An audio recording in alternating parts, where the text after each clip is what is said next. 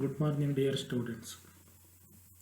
In this session, let us study the poem To Autumn, written by John Keats. First, let us know something about the poet John Keats. He was born in the year 1795 and died in the year 1821. He just lived for 26 years. John Keats ಕೇವಲ 26 ವರ್ಷಗಳವರೆಗೆ ಮಾತ್ರ ಬದುಕಿದ್ದ. But he became a very popular English romantic poet. ಆದರೂ ಈ great poet ಆಗಿ emerge ಆಗ್ತಕ್ಕಂಥ ಕೆಲಸ ಮಾಡಿದ. Just in 26 years he wrote so many poems and became very popular as a romantic poet. ಒಬ್ಬ ರೊಮ್ಯಾಂಟಿಕ್ ಪೊಯೆಟ್ ಆಗಿ ಭಾಳಷ್ಟು ಹೆಸರುವಾಸಿಯಾದಂಥ ಒಬ್ಬ poet. And he was a son of a hostler and a stable keeper. Stable keeper, one who looks after the horses. And he was born in the stable of the Swan and Hoop Inn in London in 1795. ಕುದುರೆ ಲಾಯವನ್ನು ಅಥವಾ ಕುದುರೆಗಳನ್ನು ನೋಡ್ಕೊಳ್ತಕ್ಕಂಥವನ ಮಗನಾಗಿ ಹುಟ್ಟಿದಂಥವನು John Keats. He was born in a very ordinary family. When he was just 15 years old, he lost his parents. 15 ವರ್ಷ ವಯಸ್ಸಾಗೋದ್ರೊಳಗೆ he lost both his father and mother. And he was placed with his brothers and sisters in charge of the guardians. ಹಾಗಾಗಿ ಅವನ guardians, ಅವನ brothers and sister ಜೊತೆಗೆ he was brought up by the guardians. He lost both his parents. ಅದಾದಮೇಲೆ for 5 years he served his apprenticeship, and for 2 years more he was a surgeon's helper in the hospital. He was actually trained as a doctor. ಹಾಸ್ಪಿಟಲಲ್ಲಿ helper ಆಗಿ, ಸರ್ಜನಿನ helper ಆಗಿ ಕೆಲಸ ಮಾಡಿದ. He studied medicine actually. He was very skillful enough in medicine. ಮೆಡಿಷನ್ನಲ್ಲಿ ಭಾಳ skilful ಆದಂಥವನು. But he disliked the work of being a doctor. Doctor ಕೆಲಸ ಮಾಡೋದ್ರಲ್ಲಿ ಹೆಚ್ಚಿನ ಆಸಕ್ತಿ ಇರಲಿಲ್ಲ. And his thoughts for on other things other than taking care of the patients. ಕಾಯಿಲೆಗಳನ್ನು ವಾಸಿ ಮಾಡೋದಕ್ಕಿಂತ ಬೇರೆ ವಿಷಯಗಳಲ್ಲಿ ಆಸಕ್ತಿ ಇತ್ತು. ಆ ಆಸಕ್ತಿಗಳು ಏನು ಅನ್ನೋದನ್ನು let us C in the succeeding slides. Keats kept his senses awake to receive and record the varied impressions from the world of nature. This is a very important factor regarding John Keats. John ಕೀಟ್ಸಿಗೆ ಸಂಬಂಧಪಟ್ಟಂತೆ ಅವನ thoughts ಬೇರೆ ವಿಷಯಗಳ ಮೇಲೆ ಇತ್ತು ಅಂದರೆ ಯಾವುದು ಅಂತ ನೋಡೋದಾದರೆ, he kept his senses awake. Senses, you know the 5 senses. ನಮಗಿರ್ತಕ್ಕಂಥ 5 ಸೆನ್ಸಸ್ ಗೊತ್ತಿದೆ. ಸೈಟು, ಸ್ಮೆಲ್ಲು, ಟೇಸ್ಟು, ಫೀಲ್ ಮಾಡೋದು. ನಮಗಿರ್ತಕ್ಕಂಥ ಈ ಪಂಚೇಂದ್ರಿಯಗಳೇನಿದೆ, ಆ senses were always awake in him, ಯಾವಾಗಲೂ ಜಾಗೃತವಾಗಿದ್ದು. To receive and record the varied impressions from the world of nature. He observed nature very carefully. ಈ ಭೌತಿಕ ಜಗತ್ತನ್ನು ನೋಡಿ, ಪ್ರಕೃತಿಯನ್ನು ನೋಡಿ, ಅವನ ಸೆನ್ಸಸ್ಸಿಂದ, ಪಂಚೇಂದ್ರಿಯಗಳಿಂದ ಪ್ರಕೃತಿ ಏನು ಹೇಳುತ್ತೆ ಅನ್ನೋದನ್ನು ಭಾಳ ಸೂಕ್ಷ್ಮವಾಗಿ ಗ್ರಹಿಸ್ತಕ್ಕಂಥ ಕೆಲಸ ರಿಸೀವ್ ಮಾಡ್ತಾ ಇದ್ದ. ಆ್ಯಂಡ್ ಲೇಟರ್ ಈ ರೆಕಾರ್ಡೆಡ್, ಅದನ್ನು ಬರವಣಿಗೆ ರೂಪದಲ್ಲಿ ರೆಕಾರ್ಡ್ ಮಾಡಿ ಇಡ್ತಕ್ಕಂಥ ಕೆಲಸ ಮಾಡಿದ. ಇನ್ ದ ವೇರಿಡ್ ಇಂಪ್ರೆಷನ್ಸ್, ಅವನಿಗೆ ಏನೇನು ಭಾವನೆಗಳು ಬರ್ತಾ ಇತ್ತು ಭೌತಿಕ ಜಗತ್ತನ್ನು ನೋಡಿದಾಗ ಅವನ ಸೆನ್ಸಸ್, ಪಂಚೇಂದ್ರಿಯಗಳು ಅದನ್ನು ಯಾವ ರೀತಿ ಗ್ರಹಿಸ್ತಾ ಇದ್ದು, ಆ ಗ್ರಹಿಸಿರ್ತಕ್ಕಂಥದ್ದನ್ನು ರೆಕಾರ್ಡ್ ಮಾಡ್ತಕ್ಕಂಥ ಕೆಲಸವನ್ನು ಮಾಡಿದ. And exercised his imagination to transform the world of reality into the world of rich ideal poetic beauty. His imagination, ಪ್ರಕೃತಿಯನ್ನು ಅಬ್ಸರ್ವ್ ಮಾಡಿ ತನ್ನ ಸೆನ್ಸಸ್ಸಿನ ಪ್ರಜ್ಞೆಗಳನ್ನು, ಇಂಪ್ರೆಷನ್ಸನ್ನು ದಾಖಲು ಮಾಡಿದ್ದಲ್ದೇ ತನ್ನ ಇಮ್ಯಾಜಿನೇಷನನ್ನು, ಕಲ್ಪನೆಯನ್ನು ಇದರ ಜೊತೆಗೆ ಮಿಂಗಲ್ ಮಾಡಿ ಅದನ್ನು transformed into the world of reality. Transform the world of reality. The world of nature is a world of reality. ಈ ಪ್ರಕೃತಿ ಇರ್ತಕ್ಕಂಥ ಜಗತ್ತು ಅದು ಒಂದು ರಿಯಲ್ ವರ್ಲ್ಡ್. ಕಣ್ಣಿಗೆ ಕಾಣ್ತಕ್ಕಂಥದ್ದು ಅದು ಒಂದು ರಿಯಲ್ ವರ್ಲ್ಡ್. ನೋಡೋಕ್ಕೆ ಅವಕಾಶ ಇತ್ತು, ಮುಟ್ಟೋಕ್ಕೆ ಅವಕಾಶ ಇತ್ತು, ಅನುಭವಿಸ್ತಕ್ಕೆ ಅವಕಾಶ ಇರ್ತಕ್ಕಂಥ ಜಗತ್ತನ್ನು ಬದಲಾವಣೆ ಮಾಡಿದ, ಟ್ರಾನ್ಸ್ಫರ್ ಮಾಡಿದ, ಇನ್ನೊಂದು ರೂಪಕ್ಕೆ ಕೊಂಡೊಯ್ತಕ್ಕಂಥ ಕೆಲಸ ಮಾಡಿದೆ. Into the world of rich ideal poetic beauty. ಭೌತಿಕ ಜಗತ್ತನ್ನು ಒಂದು ಪೊಯಿಟಿಕ್ ಬ್ಯೂಟಿಯ ಜಗತ್ತನ್ನಾಗಿ ಪರಿವರ್ತನೆ ಮಾಡಿ ಕೀಟ್ಸು ನಮಗಿವತ್ತು ಅವನ ಪೊಯೆಟ್ರಿ ಮುಖಾಂತರ ಅಥವಾ ಪಯಮ್ಸ್ಗಳ ಮುಖಾಂತರ ನಾವು ಒಂದು ರಿಚ್ ಆಗಿರ್ತಕ್ಕಂಥ ಐಡಿಯಲ್ ಆಗಿರ್ತಕ್ಕಂಥ ಪೊಯೆಟಿಕ್ ಬ್ಯೂಟಿಯನ್ನು ನೋಡ್ಬೋದು. You can see the world of poetic beauty in the poems of John Keats. ಭೌತಿಕ ಜಗತ್ತನ್ನು ಪೊಯೆಟಿಕ್ ವರ್ಲ್ಡನ್ನಾಗಿ ಬದಲಾವಣೆ ಮಾಡ್ತಕ್ಕಂಥ ಶಕ್ತಿ ಸಾಮರ್ಥ್ಯ ಅವನಿಗಿತ್ತು. ಅದಕ್ಕೆ ಭಾಳ ಮುಖ್ಯವಾಗಿರ್ತಕ್ಕಂಥ ಕಾರಣಗಳು ಅವನ ಸೆನ್ಸಸ್, ಪಂಚೇಂದ್ರಿಯಗಳು. ವಿ ಟು ಯಾವ ಅವರ್ ಓನ್ ಸೆನ್ಸಸ್. ನಮಗೂ ಪಂಚೇಂದ್ರಿಯಗಳಿದೆ, ಆದರೆ ಅವನ್ನು ಎಷ್ಟರ ಮಟ್ಟಿಗೆ ನಾವು ಬಳಕೆ ಮಾಡ್ಕೊಳ್ತೀವಿ, ಕೀಟ್ಸ್ ಅದನ್ನು ಎಷ್ಟು ಸೂಕ್ಷ್ಮವಾಗಿ ಬಳಕೆ ಮಾಡ್ದ ಅನ್ನೋದು ಅವನ ಪಯಮ್ಸ್ಗಳನ್ನು ಓದ್ತಾ ಹೋದಾಗ ಗೊತ್ತಾಗ್ತಾ ಹೋಗುತ್ತೆ. It has been said that English romanticism attains in Keats the final stage of progress. Romanticism is a movement in English poetry.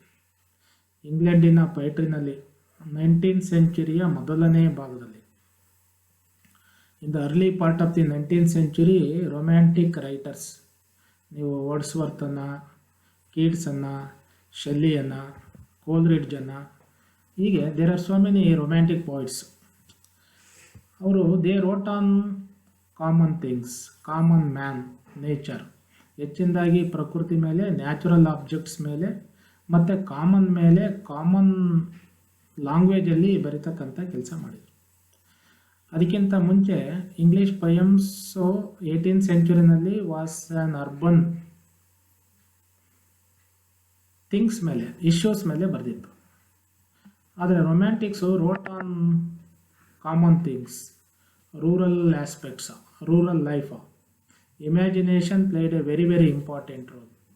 ಕಲ್ಪನೆ, ಇಮ್ಯಾಜಿನೇಷನ್ನು ಭಾಳ ಮುಖ್ಯವಾಗಿತ್ತು. ಅದಕ್ಕಿಂತ ಹಿಂದಿನ ರೈಟರ್ಸು ರ್ಯಾಷನಾಲಿಟಿ, ರೀಸನ್ ಭಾಳ ಮುಖ್ಯ ಆಗಿತ್ತು.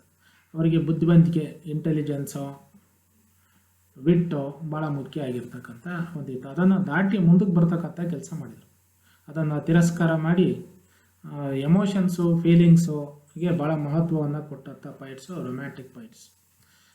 ಈ ಒಂದು romanticism reached its final stage of progress during John Keats period. John ಕೀಟ್ಸ್ನ ಅವಧಿನಲ್ಲಿ ಒಂದು ಫೈನಲ್ ಸ್ಟೇಜನ್ನು ತಲುಪಿತು ಅಂತಕ್ಕಂಥ ಆಲೋಚನೆಯನ್ನು ಭಾಳಷ್ಟು ಜನ ರೊಮ್ಯಾಂಟಿಕ್ ಪೈಟ್ಸು ಮತ್ತು ಕ್ರಿಟಿಕ್ಸು ಒಪಿನಿಯನನ್ನು ಎಕ್ಸ್ಪ್ರೆಸ್ ಮಾಡ್ತಾರೆ. Romanticism with Keats was no conscious revolt, no adaptation of a creed, but a subtle permeating essence of the soul. ಇದು ಪ್ರಜ್ಞಾಪೂರ್ವಕವಾಗಿ ಆದಂಥ ಒಂದು ಘಟನೆ ಅಲ್ಲ. It is not a conscious revolt. Romantics earlier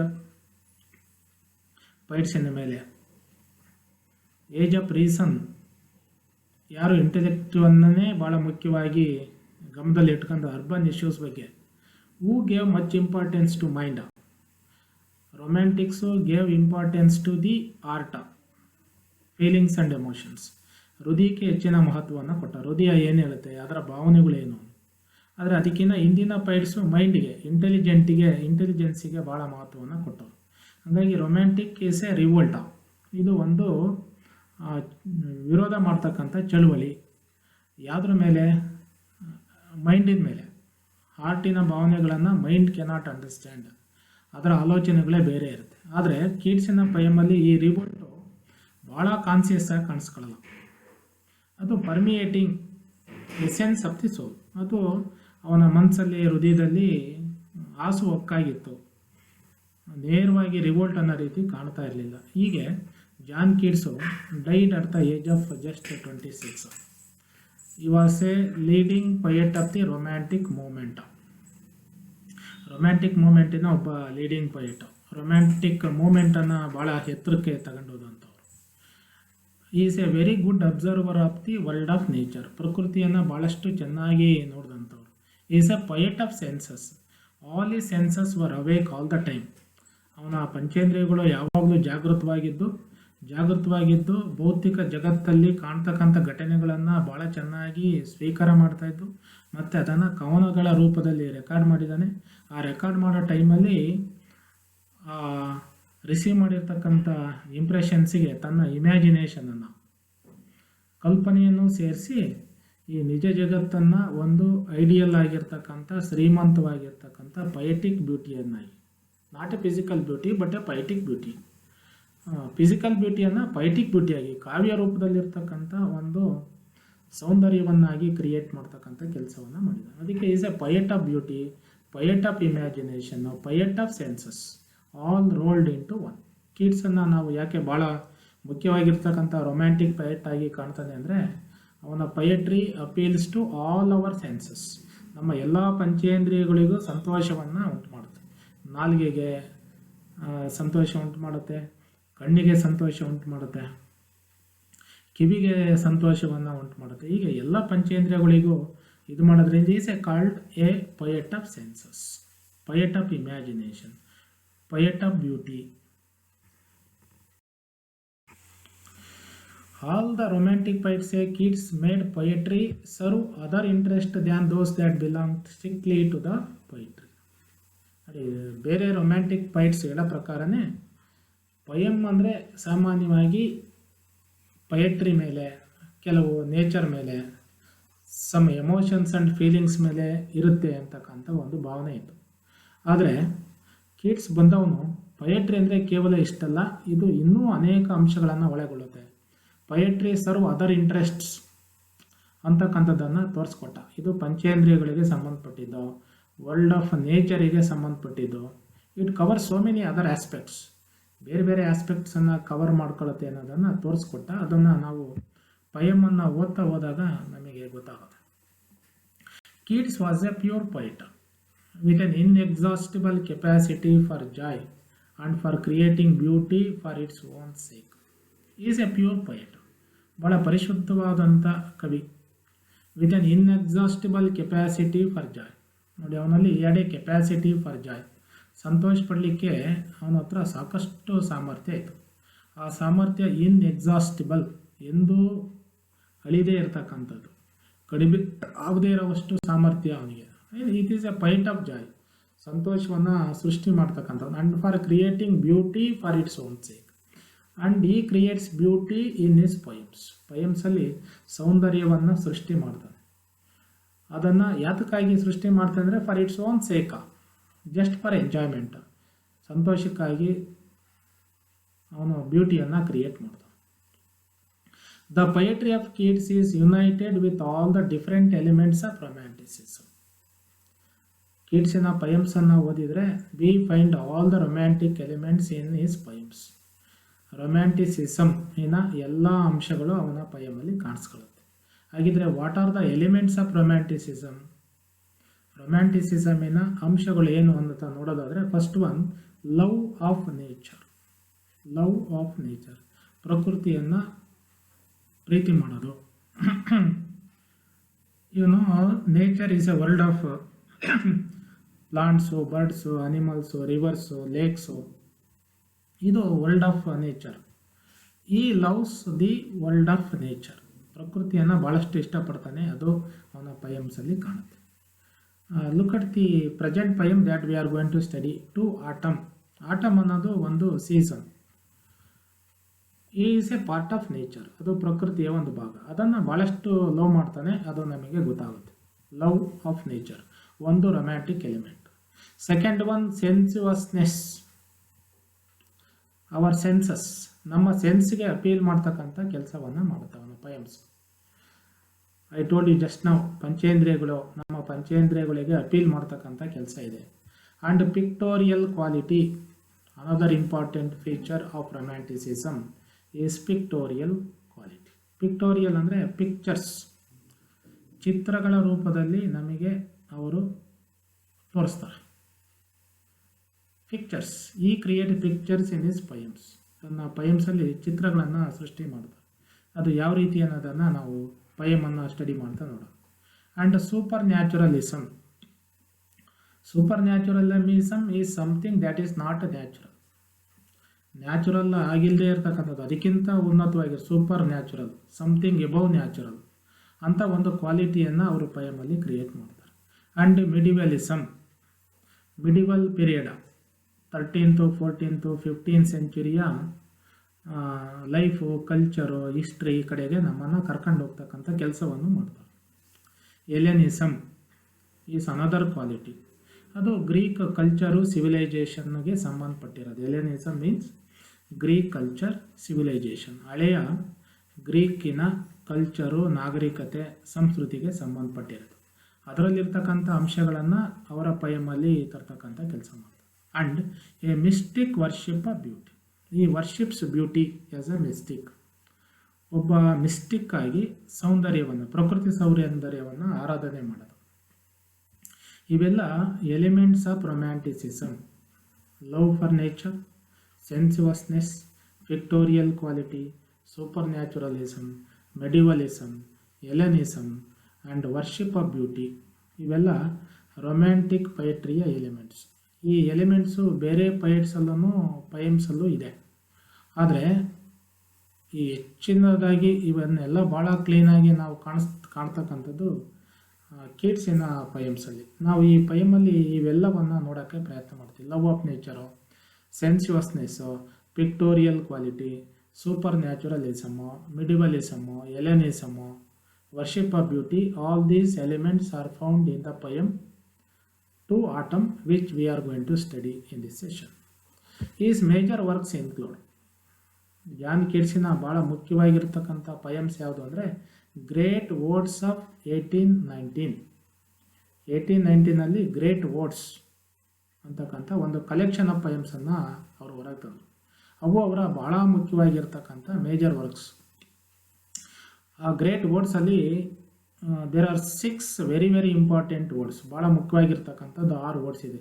ಓಡ್ to Psyche, ode to nightingale, ode on a Grecian urn, ode on melancholy, ode to atom.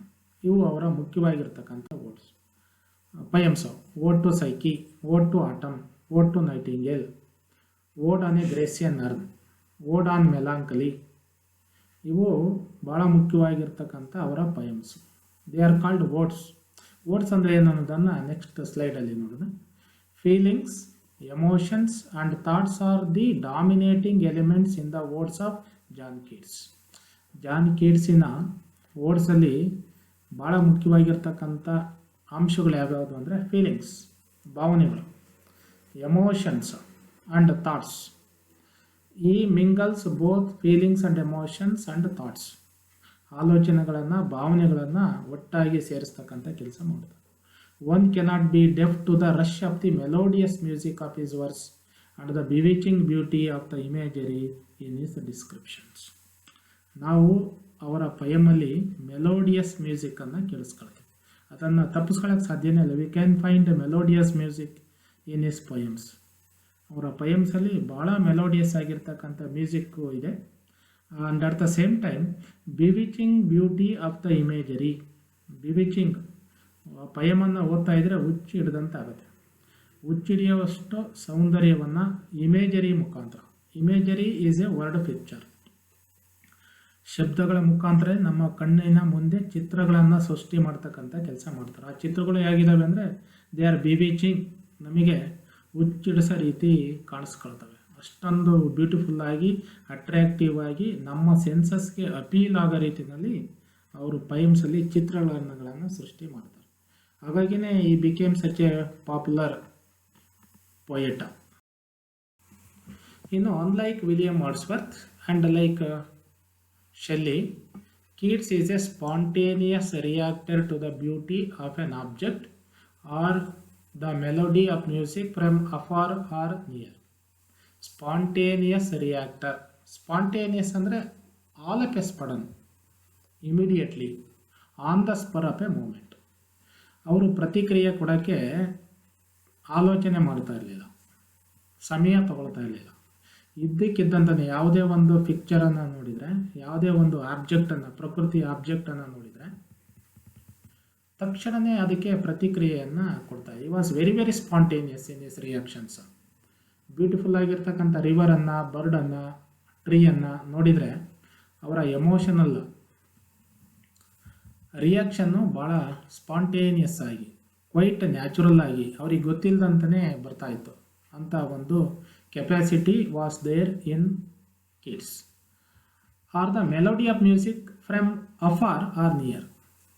Sangeetha melody ಅದು ದೂರದ್ದಿರ್ಬೋದು ಹತ್ತಿರದಿರ್ಬೋದು, ಅದಕ್ಕೂ ಅವರು ಪ್ರತಿಕ್ರಿಯೆಯನ್ನು ಭಾಳ ಸ್ಪಾಂಟೇನಿಯಸ್ ಆಗಿ ಕೊಡ್ತಾಯಿದ್ರು. ಇದು ಒಂದು ಇಂಪಾರ್ಟೆಂಟ್ ಕ್ವಾಲಿಟಿ ಆಫ್ ರೊಮ್ಯಾಂಟಿಸಿಸಮ್.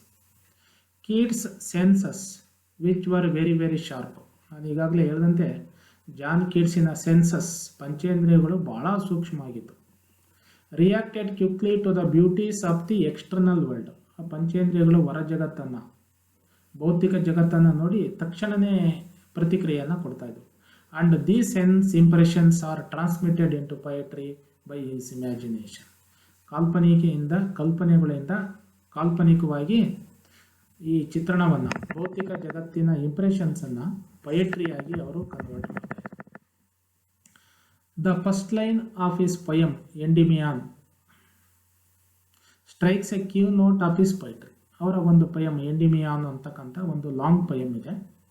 ಆ ಪೊಯಮಿನ ಮೊದಲನೇ ಲೈನು ಈ ರೀತಿ ಇದೆ: a thing of beauty is joy for ever. A thing of beauty is joy for ever. ಈ ಲೈನನ್ನು ಭಾಳಷ್ಟು ಕೋಟ್ಸ್ಗಳಲ್ಲಿ ಕಾಣಿಸ್ಕೊಳ್ಳುತ್ತೆ. ಏನು, what does it mean? A thing of beauty is joy for ever. A thing that is very very beautiful gives us joy for ever. ಸುಂದರವಾಗಿರ್ತಕ್ಕಂಥ ಯಾವುದೇ ವಸ್ತು ಸಂತೋಷವನ್ನು ಸದಾಕಾಲ ನೀಡುತ್ತೆ. Means beauty gives us joy for ever. If you look at things that R beautiful you will get happiness for ever. ಸುಂದರವಾಗಿರ್ತಕ್ಕಂಥದ್ದು ನೋಡಿದರೆ ಅದು ಸದಾಕಾಲ ನಿನ್ನನ್ನು ಸಂತೋಷದಿಂದ ಇಡುತ್ತೆ. So beauty is a source of happiness or joy. Beauty ಅಂದರೆ ಸಂತೋಷ ಅಂತಕ್ಕಂಥ ಒಂದು ಇದನ್ನು ಅವರು ತಮ್ಮ ಪೊಯಮಲ್ಲಿ ಫಸ್ಟ್ ಲೈನಲ್ಲೇ ಇದು ಮಾಡಿದ್ದಾರೆ. ಹಾಗಾಗಿ it is a often quoted line of John Keats. A joy even in the midst of disease. John ಕೀಟ್ಸಿಗೆ ಒಂದು ಬ್ಯೂಟಿಫುಲ್ ಆದ ವಸ್ತುವನ್ನು ನೋಡಿ ಅದರಲ್ಲಿ ಸದಾ ಸಂತೋಷವನ್ನು ಕ್ರಿಯೇಟ್ ಮಾಡ್ತಕ್ಕಂಥ ಶಕ್ತಿ ಇತ್ತು. ಮತ್ತು ಬ್ಯೂಟಿಫುಲ್ ಥಿಂಗನ್ನು ನೋಡಿ ಸದಾ ಸಂತೋಷದಿಂದ ಇರ್ತಾಯಿದ್ರು ಅನ್ನೋದನ್ನು ನಾವು ಈ ಪೊಯಮಲ್ಲಿ ಮತ್ತು ಈ ಲೈನಲ್ಲಿ ಕಾಣ್ತೇವೆ. If you look at his personal life, ಆದರೆ ಜಾನ್ ಕೀಟ್ಸಿನ ಪರ್ಸನಲ್ ಲೈಫನ್ನು ನೋಡ್ತಾ ಹೋದರೆ, a joy even in the midst of disease. He was suffering from tuberculosis. ಅವರಿಗೆ ಟ್ಯೂಬರ್ಕ್ಯುಲಾಸಿಸ್ ಕಾಯಿಲೆ ಇತ್ತು. He died of tuberculosis. ಆ ಟ್ಯೂಬರ್ಕ್ಯುಲಾಸಿಸ್ ಕಾಯಿಲೆಯಿಂದನೇ 26ನೇ ವರ್ಷಕ್ಕೆ ಸತ್ತಿದ್ದು. ಅವನ ಬ್ರದರು ಮತ್ತು ಬೇರೆಯವರು, ಅವರ ಕುಟುಂಬದವರು ದೇ ಡೈಡ್ ವೆರಿ ಅರ್ಲಿ. ನಮಗೆ ಗೊತ್ತಿದೆ ಅವನ ಫಾದರು ಮದರೂ ಅವನು ಚಿಕ್ಕವನಿದ್ದಾಗೆ ಸತ್ತೋದ್ರು ಅಂತ.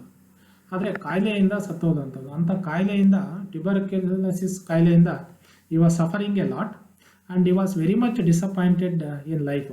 ಇಷ್ಟೆಲ್ಲ ದುಃಖ ನೋವು ಇದ್ದಾಗಲೂ ಅವರು ಬ್ಯೂಟಿಫುಲ್ ವಸ್ತುವನ್ನು ನೋಡಿ ಸದಾಕಾಲ ಸಂತೋಷವನ್ನು ತಮ್ಮ ಮನಸ್ಸಲ್ಲಿ ಉಂಟು ಮಾಡ್ತಾಯಿದ್ರು, ಬೇರೆಯವರಿಗೂ ಉಂಟು ಮಾಡ್ತಾಯಿದ್ರು. ಹಾಗಾಗಿ ಒಂದು ಬ್ಯೂಟಿಫುಲ್ ಥಿಂಗನ್ನು, ಅವರ ಇಮ್ಯಾಜಿನೇಷನ್ನು, ಸೆನ್ಸಿವಸ್ ಅಪೀಲು ಎಷ್ಟು ಸ್ಟ್ರಾಂಗ್ ಆಗಿತ್ತು ಅನ್ನೋದು ನಮಗೆ ಇದರಿಂದ ಗೊತ್ತಾಗುತ್ತೆ. This joy of beauty came to him through the senses. ಹಾಗಿದ್ರೆ ಜಾಯ್ ಆಫ್ ಬ್ಯೂಟಿ, ಬ್ಯೂಟಿಫುಲ್ ಥಿಂಗ್ಸನ್ನು ನೋಡಿ ಸಂತೋಷ ಅನ್ನೋದು ಅವ್ರಿಗೆ ಎಲ್ಲಿ ಯಾವುದರಿಂದ ಪಡ್ತಾ ಇತ್ತು ಅಂದರೆ through the senses. Senses as I told you, ಪಂಚೇಂದ್ರಿಯಗಳೈತೆ ನೋಡೋದ್ರ ಮುಖಾಂತರ. ಯಾವುದೋ ಬ್ಯೂಟಿಫುಲ್ ವಸ್ತುವನ್ನು ನೋಡಿದರೆ ಸಾಕು, he used to forget a suffering and disease. ತನ್ನ ಕಾಯಿಲೆಯನ್ನು, ನೋವುಗಳನ್ನು ಸುಲಭವಾಗಿ ಮರಿತಾಯಿದ್ರು. ಮ್ಯೂಸಿಕನ್ನು ಕೇಳ್ತಾ ಇದ್ರು, the music of nature. He used to forget is own sufferings and disappointments.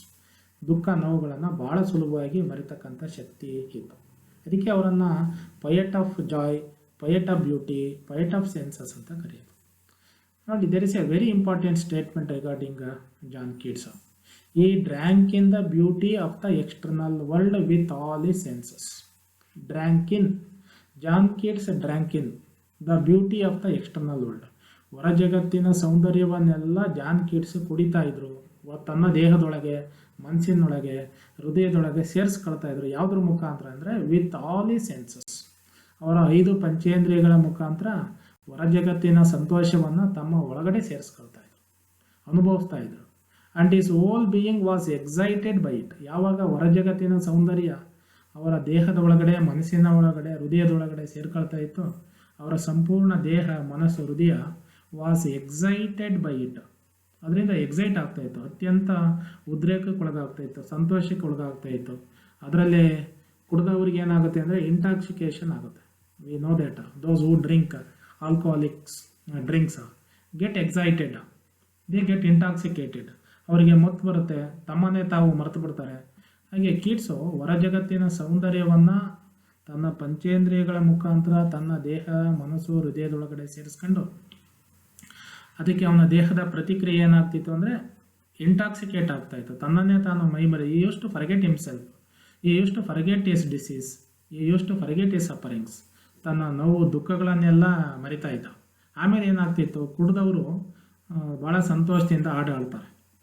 ಅದೇ ರೀತಿ ಕಿಡ್ಸು ಈ ಸೆನ್ಸಸ್ಸಿನ ಮುಖಾಂತರ ಹೊರ ಜಗತ್ತಿನ ಸೌಂದರ್ಯವನ್ನು ತನ್ನ ಹೃದಯ ಮನಸ್ಸಿಗೆ ಸೇರಿಸ್ಕೊಂಡು ಅದರಿಂದ ಅತ್ಯಂತ ಹೆಚ್ಚಿನ ಎಕ್ಸೈಟ್ಮೆಂಟನ್ನು ಪಡೆದು, ಉದ್ರೇಕವನ್ನು ಪಡೆದು ತನ್ನ ಪಯಮ್ಸನ್ನು ಆಡೋಕ್ಕೆ ಪ್ರಾರಂಭ. He sang out with wonder and delight. He started writing poem, sang out.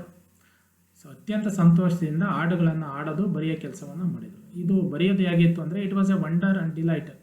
ಅವರಿಗೆ ಅದ್ಭುತಗಳನ್ನು ಸೃಷ್ಟಿ ಮಾಡ್ತಾಯಿತ್ತು, ಭಾಳ ಸಂತೋಷವನ್ನು ಪಡ್ತಾಯಿದ್ರು. ಹೀಗೆ ಅವರ poetic creation is very very interesting.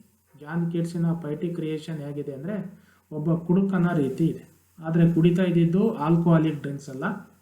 ಈ drank in the beauty of the external world. ಹೊರ ಜಗತ್ತಿನ ಸೌಂದರ್ಯವನ್ನು ಆಸ್ವಾದನೆ ಮಾಡ್ತಾಯಿದ್ರು ತಮ್ಮ ಪಂಚೇಂದ್ರಿಯಗಳ ಮುಖಾಂತರ.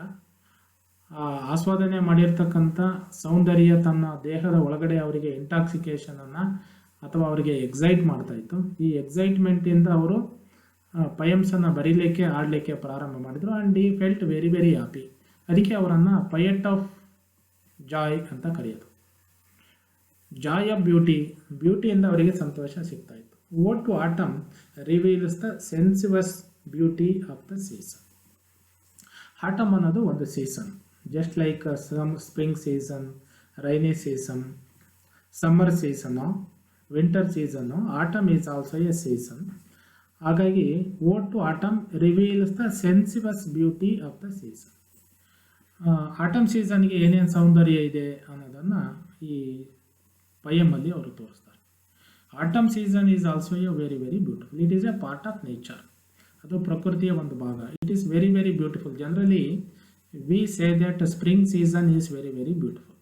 ವಸಂತ ಕಾಲನೇ ಭಾಳ ಬ್ಯೂಟಿಫುಲ್ ಆಗಿರ್ತಕ್ಕಂಥದ್ದು. ಆಗ ಗಿಡ ಮರಗಳು ಚಿಗುರ್ತವೆ, ಸ್ಪ್ರೌಟ್ ಆಗ್ತವೆ, ಲೀವ್ಸ್ ಆ್ಯಂಡ್ ಬಡ್ಸ್ ಬಿಡ್ತವೆ. They are full of greenery.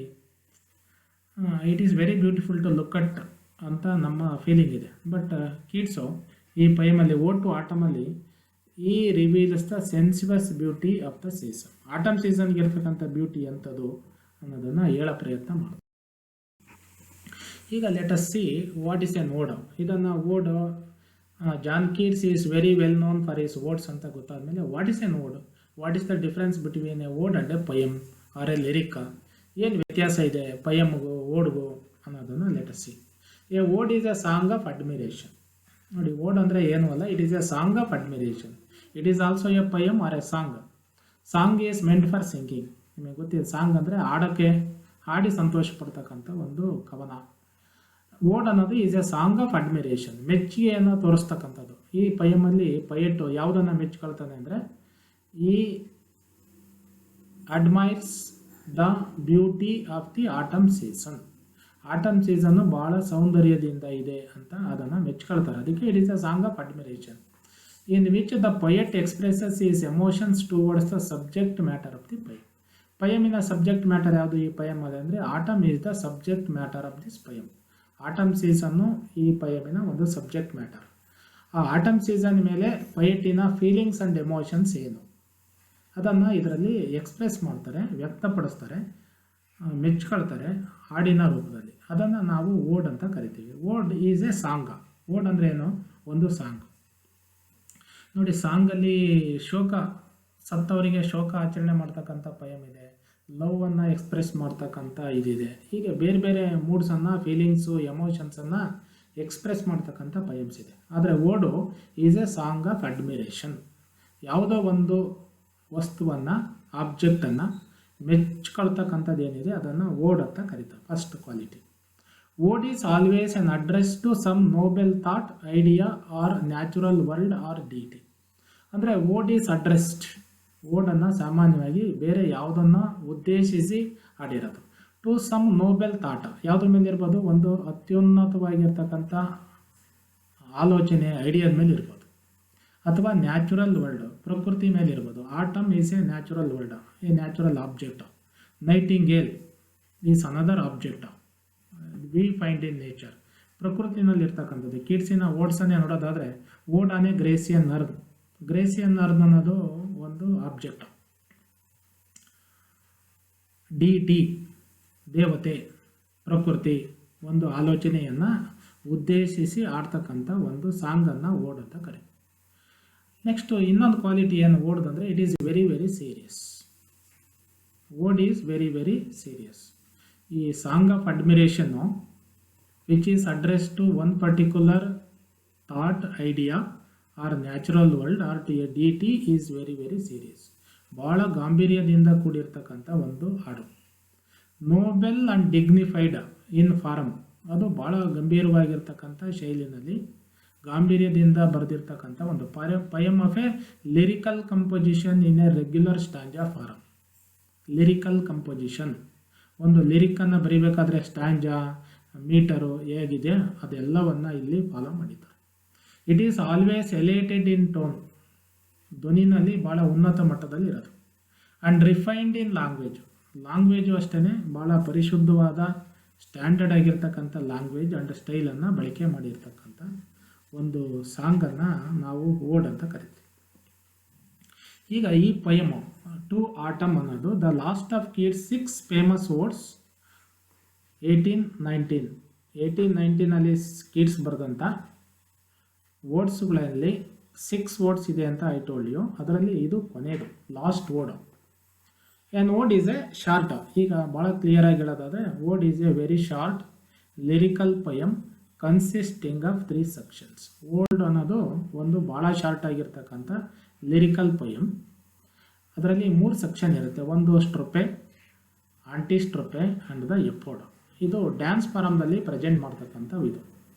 ನಾವು ಕೆಲವು ಸಾಂಗ್ಸನ್ನು ಆಡ್ತಾ ಡ್ಯಾನ್ಸ್ ಮಾಡ್ತಕ್ಕಂಥ ಇದಿದೆ. ಸ್ಟ್ರೊಪೆ ಅದು ಮೂಮೆಂಟ್ ಆಫ್ ದಿ ಸಿಂಗರ್ಸ್.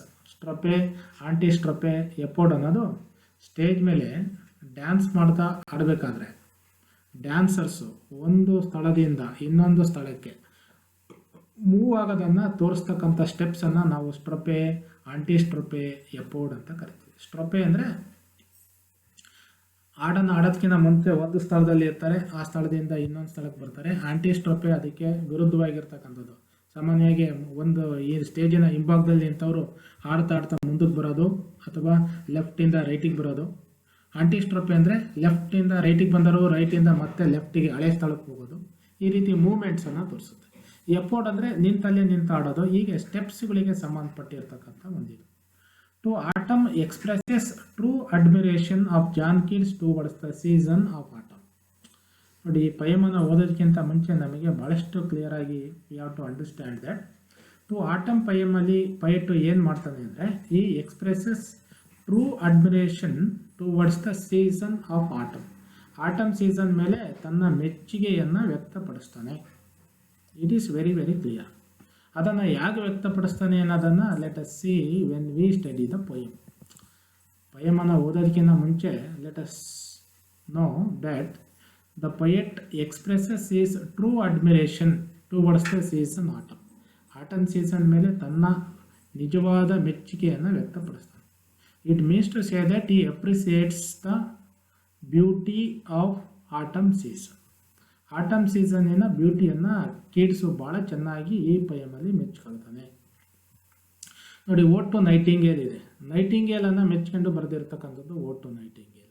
ಓಡ್ ಟು ಗ್ರೇಸಿಯನ್ ಅರ್ನನ್ನು ಮೆಚ್ಕೊಂಡು ಬರೆದಿರ್ತಕ್ಕಂಥ ಇದು. ಓಡ್ ಟು ಮೆಲಾಂಕಲಿಯನ್ನು, ದುಃಖವನ್ನು, ನೋವನ್ನು ಮೆಚ್ಕೊಂಡು ಬರೆದಿರೋದು ಓಡ್ ಟು ಮೆಲಾಂಕಲಿ. ಹಾಗೆ ಈ ಪಯಮಲ್ಲಿ ಟು ಆಟಮ್ ಪಯಮಲ್ಲಿ poet expresses his true admiration of the season autumn. The tone here is somewhat elated and dignified. ನಾವು ಓಡ್ಸನ್ನು ನೋಡಿದಾಗ ಗೊತ್ತಾಯಿತು, ಅದರ ಟೋನು, ಧ್ವನಿ ಭಾಳ ಡಿಗ್ನಿಫೈಡ್ ಆಗಿರುತ್ತೆ. The poet admires the season and presents it as a season of fresh and juicy fruits. ಈ atom ಸೀಸನನ್ನು ಯಾವ ರೀತಿ ಈ ಚಿತ್ರಿಸ್ತಾನೆ ಅಂದರೆ ಪ್ರೆಸೆಂಟ್ ಮಾಡ್ತಾನೆ ಅಂದರೆ autumn season is a season of fresh and juicy fruits. Atom season ಎಂಥದ್ದು ಅಂದರೆ ಭಾಳ ಫ್ರೆಶ್ ಆಗಿರ್ತಕ್ಕಂಥ ತಾಜಾತನದಿಂದ ಕೂಡಿರ್ತಕ್ಕಂಥ ಹಣ್ಣುಗಳ ಕಾಲ, ರುಚಿಕರವಾದ ಜ್ಯೂಸಿ ಫ್ರೂಟ್ಸನ್ನು ಕೊಡ್ತಕ್ಕಂಥದ್ದು, ಫ್ಲವರ್ಸನ್ನು ಕೊಡೋದು. ಫ್ಲವರ್ಸ್ ಫಾರ್ ದ ಬೀಸ್ ಜೇನುನೊಣಗಳಿಗೆ ಅವು ಹನಿಯನ್ನು ಕಲೆಕ್ಟ್ ಮಾಡಲಿಕ್ಕೆ ಫ್ಲವರ್ಸನ್ನು ಕೊಡ್ತಕ್ಕಂಥ season. And success for the farmers, ರೈತರಿಗೆ ಒಂದು ಲಾಭದಾಯಕವಾಗಿರ್ತಕ್ಕಂಥ ಬೆಳೆಯನ್ನು ಕೊಡ್ತಕ್ಕಂಥ ಕಾಲ ಅಂತೇಳಿ ಅದನ್ನು ಚಿತ್ರಣ ಮಾಡಿ ಅದನ್ನು ಮೆಚ್ಕೊಳ್ತಾನೆ. He admires the autumn season because of these 3 reasons. 3 ಕಾರಣಗಳಿಗಾಗಿ ಕೀಟ್ಸು ಈ ಆಟಮ್ ಸೀಸನನ್ನು ಒಪ್ಕೊಳ್ತಾನೆ. ಒಂದನೇದೇನು ಅಂದರೆ ಫ್ರೆಶ್ ಆ್ಯಂಡ್ ಜ್ಯೂಸಿ ಫ್ರೂಟ್ಸನ್ನು ಕೊಡುತ್ತೆ, ಹಣ್ಣುಗಳನ್ನು ಕೊಡುತ್ತೆ. ಫ್ರೆಶ್ ಆಗಿರ್ತಕ್ಕಂಥ ಹಣ್ಣುಗಳನ್ನು ಕೊಡ್ತಕ್ಕಂಥ ಕಾಲ ಯಾವುದು ಅಂದರೆ ಆಟಮ್ ಸೀಸನ್. ಸಮ್ಮರ್ ಸೀಸನಲ್ಲಿ V do not get the juicy fruits. Spring ಸೀಸನಲ್ಲಿ ಪಡೆಯಲ್ಲ, ರೈನಿ ಸೀಸನಲ್ಲಿ ಪಡೆಯಲ್ಲ. ಹಣ್ಣುಗಳನ್ನು ಸಿಗ್ತಕ್ಕಂಥ ಕಾಲ ಯಾವುದು ಅಂದರೆ ಆಟಮ್ ಸೀಸನ್. ಆ್ಯಂಡ್ ಆಟಮ್ ಸೀಸನಲ್ಲಿ we find the flowers for the bees, ಜೇನುನೊಣಗಳಿಗೆ ಜೇನು ತುಪ್ಪವನ್ನು ಸಂಗ್ರಹಣೆ ಮಾಡಲಿಕ್ಕೆ ಹೂಗಳನ್ನು ಕೊಡುತ್ತೆ. And autumn is the season for the success of the farmers. ಫಾರ್ಮರ್ಸಿಗೆ ಇಳುವರಿ ಬರುತ್ತೆ, ಬೆಳೆ ಬರುತ್ತೆ, ಅದಕ್ಕೆ ಭಾಳ ಸಂತೋಷದಿಂದ ಇರತಕ್ಕಂಥ ಕಾಲ. ಅದಕ್ಕೆ ಅವರು ಈ ಸೀಸನನ್ನು ಮೆಚ್ಕೊಳ್ಳೋಕ್ಕೆ ಪ್ರಯತ್ನ ಮಾಡ್ತಾರೆ. Now let us come to the poem. Ode to Autumn is a poem of 3 stanzas. ಈ ಪಯಮಲ್ಲಿ 3 ಸ್ಟಾಂಜಾಸ್ ಇದೆ. Each of 11 lines. 3 ಸ್ಟಾಂಜಾದಲ್ಲಿ 11 ಲೈನ್, ಒಂದೊಂದು ಸ್ಟಾಂಜಾದಲ್ಲಿ 11 ಲೈನ್ಸ್ ಇದೆ. ಹಾಗಾಗಿ ಈ ಪಯಮಿನ ಟೋಟಲ್ ಲೆಂತ್ ಈಸ್ 33 ಲೈನ್ಸ್. ಭಾಳ ಕ್ಲಿಯರ್ ಆಗಿ ಹೇಳೋದಾದರೆ ಈ ಪಯಮಲ್ಲಿ 3 ಸ್ಟಾಂಜಾಸ್ ಇದೆ. Each stanza consisting of 11 lines and total lines of this poem is 33 lines. The structure is that of an odal hymn. ಇದರ ಸ್ಟ್ರಕ್ಚರ್ ಆಗಿದೆ ಅಂದರೆ ಓಡಿದು ಅದರ ಒಂದು hymn song. Having 3 clearly ಡೆಫೈನ್ಡ್ sections. ಈಗಾಗಲೇ ನೋಡಿದ್ವಿ ನಾವು ಸ್ಟ್ರೊಪೆ, ಆಂಟಿ ಸ್ಟ್ರೊಪೆ, ಎಪೋಡ್ ಅಂತಕ್ಕಂಥ 3 ಸ್ಟೆಪ್ಸನ್ನು ಒಳಗೊಂಡಿರ್ತಕ್ಕಂಥ ಇದು. The ಸ್ಟಾಂಜಾ differ from those of the other words through the use of 11 lines rather than 10. ಅವರ ಬೇರೆ ವರ್ಡ್ಸಲ್ಲಿ 10 ಲೈನಿನ ಸ್ಟಾಂಜಾಗಳನ್ನು ಮಾಡಿದ್ದಾರೆ. ಆದರೆ ಓಡ್ ಟು ಆಟಮಲ್ಲಿ 11 ಲೈನಿನ ಸ್ಟಾಂಜಾಸ್ ಇದ್ದಾವೆ. And have a couplet placed before the concluding line of the each stanza. Couplet ಅಂದರೆ last 2 lines, ಕೊನೆಯ 2 ಸ್ಟಾಂಜಾದ ಪ್ರತಿ ಸ್ಟಾಂಜಾದ ಕೊನೆಗೆ 2 ಲೈನಿನ ಒಂದು ಕಪ್ಲೆಟ್ ಇದೆ. ಅಂದರೆ ಕಪ್ಲೆಟ್ ಅಂದರೆ ಕನ್ಕ್ಲೂಡಿಂಗ್ ಲೈನ್ಸ್ ಥರ ಇರ್ತಕ್ಕಂಥ ಇದು. ಅದನ್ನು ನಾವು ಪಯಮನ್ನು ಓದಿದಾಗ ನೋಡ್ತೀವಿ. Ode to autumn is an unconventional appreciation of autumn as a season of rejoicing. Unconventional appreciation of the autumn season. ಈ ಪಯಮಲ್ಲಿ ಪೊಯೆಟ್ ಸಾಮಾನ್ಯವಾಗಿ we find the poets and the people who appreciate the spring season. ಸಾಮಾನ್ಯವಾಗಿ ಜನ ಮೆಚ್ಕೊಳ್ಳೋದು ಯಾವ season ಅಂದರೆ spring ಸೀಸನನ್ನು, ವಸಂತ ಕಾಲ. ವಸಂತ ಕಾಲದ ಮೇಲೆ, ಸ್ಪ್ರಿಂಗ್ ಸೀಸನ್ ಮೇಲೆ ಭಾಳಷ್ಟು ಸಾಂಗ್ಸನ್ನು ಬರೆದಿದ್ದಾರೆ. ಸಾಮಾನ್ಯವಾಗಿ ವಿಂಟರ್ ಸೀಸನ್ ಮೇಲೆ ಯಾರು ಅಪ್ರಿಸಿಯೇಟ್ ಮಾಡಿ ಪಯಮ್ಸನ್ನು ಬರೆದಿಲ್ಲ. ಸಿಮಿಲರ್ಲಿ ಆಟಮ್ ಸೀಸನನ್ನು ಅಪ್ರಿಸಿಯೇಟ್ ಮಾಡಿ ಯಾರೂ ಪಯಮ್ಸನ್ನು ಬರೆದಿಲ್ಲ. ಆದರೆ Keats wrote a poem on autumn season which is not generally appreciated by the many people. ಭಾಳಷ್ಟು ಜನರು ಮೆಚ್ಚುಗೆ ವ್ಯಕ್ತಪಡಿಸದೇ ಇರತಕ್ಕಂಥ ಒಂದು ಕಾಲದ ಮೇಲೆ ಅವರು ಭಾಳ ಮೆಚ್ಚುಗೆಯನ್ನು ವ್ಯಕ್ತಪಡಿಸಿರೋದು ಒಂದು ಅಸಹಜವಾಗಿರೋದು, ಅನ್ಕನ್ವೆನ್ಷನಲ್, ಸಾಮಾನ್ಯವಾಗಿ ನಡೀತಕ್ಕಂಥದ್ದಲ್ಲ, ಆದರೂ ಮಾಡಿದ್ದಾರೆ. ಯಾಕೆ ಅಂದರೆ as A season of rejoicing, ಅದು ಸಂತೋಷವನ್ನು ಮತ್ತೊಮ್ಮೆ ಅವರಿಗೆ ಉಂಟು ಮಾಡುತ್ತೆ, ಬೇರೆಯವ್ರಿಗೂ ಉಂಟು ಮಾಡುತ್ತೆ ಅನ್ನೋದನ್ನು ತೋರಿಸೋ ಪ್ರಯತ್ನ ಮಾಡಿದ್ದಾರೆ. Autumn is personified in the poem. ಈ ಪಯಮಲ್ಲಿ ಪರ್ಸಾನಿಫಿಕೇಶನ್ ಅಂದರೆ personification attributing human qualities to the inanimate object. ಜೀವ ಇಲ್ಲದೆ ಇರತಕ್ಕಂಥ ಒಂದು ವಸ್ತುವಿನಲ್ಲಿ ವ್ಯಕ್ತಿಯ ಗುಣಗಳನ್ನು ಕಾಣ್ತಕ್ಕಂಥದ್ದನ್ನು ನಾವು ಪರ್ಸಾನಿಫಿಕೇಶನ್ ಅಂತ ಕರಿತೀವಿ. Autumn is an inanimate thing. Autumn ಅನ್ನೋದು ಜೀವ ಇಲ್ಲದೆ ಇರತಕ್ಕಂಥ ಒಂದು ಸೀಸನ್. ಅದಕ್ಕೆ ವ್ಯಕ್ತಿಯ ರೂಪ ಚಿತ್ರಣವನ್ನು ತೋರಿಸ್ತಾರೆ ಅವರು. ಯಾಕೆ ತೋರಿಸ್ತಾರೆ ಅಂದರೆ it is perceived in a state of activity. State of activity ಅಂದರೆ ಕೆಲಸ ಮಾಡೋ ರೀತಿ ಕಾಣುತ್ತೆ, ಓಡಾಡೋ ರೀತಿ ಕಾಣುತ್ತೆ, ಹಾಡಾಡೋ ರೀತಿ ಕಾಣುತ್ತೆ. ಭಾಳ ಪ್ಲೆಸೆಂಟ್ ಆಗಿರ್ತದೆ, ಸಂತೋಷದಿಂದ ಇರ್ತಕ್ಕಂಥ ವ್ಯಕ್ತಿಯಾಗಿ ಕಾಣಿಸ್ಕೊಳ್ಳೋದು. Autumn season is personified, it is treated as an human being in the poem. Keats autumn ಸೀಸನನ್ನು ಒಬ್ಬ ವ್ಯಕ್ತಿಯನ್ನಾಗಿ ಚಿತ್ರಣ ಮಾಡ್ತಾರೆ ಪಯಮಲ್ಲಿ. ಅದು ಭಾಳ ಚಟುವಟಿಕೆಯಿಂದ ಕೆಲಸ ಮಾಡ್ತಾ ಇದೆ ಅನ್ನೋ ರೀತಿಯಲ್ಲಿ ಪಯಮಲ್ಲಿ ಕಾಣಿಸುತ್ತೆ. ಹಾಗೆ ಆಟಮ್ ಸೀಸನನ್ನು ಪರ್ಸಾನಿಫೈ ಮಾಡ್ತಕ್ಕಂಥ ಕೆಲಸ ಮಾಡ್ತಾರೆ. ಪರ್ಸಾನಿಫೈ ಮಾಡೋದ್ರ ಮುಖಾಂತರ he gives a pictorial quality to the autumn season. Pictorial ಅಂದರೆ ಚಿತ್ರ. ಆಟಮ್ ಸೀಸನ್ಗೆ ಒಂದು ಚಿತ್ರದ, ವ್ಯಕ್ತಿಯ ಚಿತ್ರದ ರೂಪವನ್ನು ಕೊಡ್ತಾರೆ. ಅದಕ್ಕೆ ಅವರಿಗೆನ್ನ poet of images, poet of pictorial quality ಅಂತ ಕರೆಯೋದು. ಅವರು ಯಾವ ರೀತಿ ಪಿಕ್ಚರ್ ಕೊಡ್ತಾರೆ ಅನ್ನೋದನ್ನು ಪಯಮ್ಗೆ ಹೋದಾಗ ನೋಡಪ್ಪ. ಇನ್ನು ಪಯಮಲ್ಲಿ the poet says autumn is a friendly conspirator working with the sun to bring fruits to a state of perfect fullness and ರೈಪ್ನೆಸ್.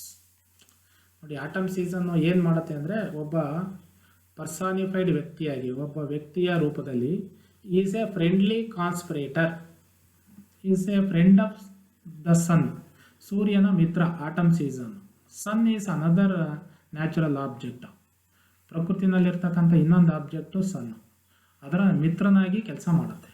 Atom is the friend of sun. Conspirator ಪಿತ್ತೂರಿ ಮಾಡ್ತಾರೆ. ಸೂರ್ಯ ಮತ್ತು ಆಟಮ್ ಸೀಸನ್ ಎರಡೂ ಸೇರಿ ಒಂದು ರೀತಿಯ ಪಿತ್ತೂರಿ ಮಾಡ್ತಾರೆ. ಏನು ಪಿತ್ತೂರಿ? Working with the sun to bring fruits to a state of perfect fullness and ripeness. ಗಿಡ ಮರಗಳಲ್ಲಿರ್ತಕ್ಕಂಥ ಹಣ್ಣುಗಳನ್ನು to a state of perfect fullness and ripeness, ಹಣ್ಣುಗಳು ಸರಿಯಾದ ರೀತಿಯಲ್ಲಿ ಮಾಗಿ ರುಚಿಕರವಾದ ರೀತಿಯಲ್ಲಿ ಮಾಡೋಕ್ಕೆ ಈ ಆಟಮ್ ಸೀಸನ್ನು ಮತ್ತು ಸನ್ನು ಸೇರ್ಕೊಂಡು ಪಾತ್ರ ವಹಿಸ್ತವೆ. They conspire to convert the nuts into a juicy fruits. ರೈಪ್ನೆಸ್ಸಿಗೆ ಟರ್ನ್ ಮಾಡ್ತಾವೆ. ಸೂರ್ಯನ ಬೆಳಕಿಲ್ಲದೆ ಹೋದರೆ ಹಣ್ಣುಗಳು ರೈಪ್ ಆಗೋಕ್ಕೆ ಸಾಧ್ಯ ಇಲ್ಲ. ಅದಕ್ಕೆ ಆಟಮ್ ಸೀಸನ್ನಲ್ಲಿ ಕೇವಲ ಸೀಸನ್ನಲ್ಲಿ ಗಿಡ ಮರಗಳು ಕಾಯಿ ಬಿಟ್ಟಿದ್ದಾವೆ ಅಂದರೆ, ಹೂವು ಆಗ್ತವೆ ಅಂದರೆ, ಚಿಗುರ್ತವೆ ಅಂದರೆ, ಅದೆಲ್ಲ ಆಗಲಿಕ್ಕೆ ಸೂರ್ಯನ sunlight is also very very important. ಅದಕ್ಕೆ ಆಟಮ್ ಸೀಸನ್ನು ಸೂರ್ಯನೊಂದಿಗೆ ಸೇರಿ ತನ್ನ ಗಿಡ ಮರಗಳಲ್ಲಿರ್ತಕ್ಕಂಥ ಕಾಯಿಗಳನ್ನು, ಹೂಗಳನ್ನು ಕಾಯಿಗಳನ್ನಾಗಿ, ಕಾಯಿಗಳನ್ನು ಹಣ್ಣುಗಳನ್ನಾಗಿ ರುಚಿಕರವಾಗಿ ಅವನ್ನು ಪರ್ಫೆಕ್ಟ್ ಫುಲ್ನೆಸ್ಸಿಗೆ, ಪರಿಪೂರ್ಣತೆಯ ಕಡೆಗೆ ತಗೊಂಡೋಗೋ ಕೆಲಸ ಮಾಡುತ್ತವೆ. ಆಟಮು ಒಂದು ವ್ಯಕ್ತಿಯಾಗಿ ಕೆಲಸ ಮಾಡುತ್ತೆ ಅನ್ನೋದನ್ನು ತೋರಿಸ್ತಾರೆ. It is a thresher sitting on a granary. Autumn ಸೀಸನ್ನಿಗೆ 3-4 ರೂಪಗಳನ್ನು ಕೊಡ್ತಾನೆ. He gives 3 or 4 images in the poem. First one is a thresher. Thresher ಕಾಳುಗಳನ್ನು ಬೆಳೆಯಿಂದ ಬೇರ್ಪಡಿಸ್ತಕ್ಕಂಥ ಕೆಲಸ ಮಾಡೋದು. One who separates the grains from the crop.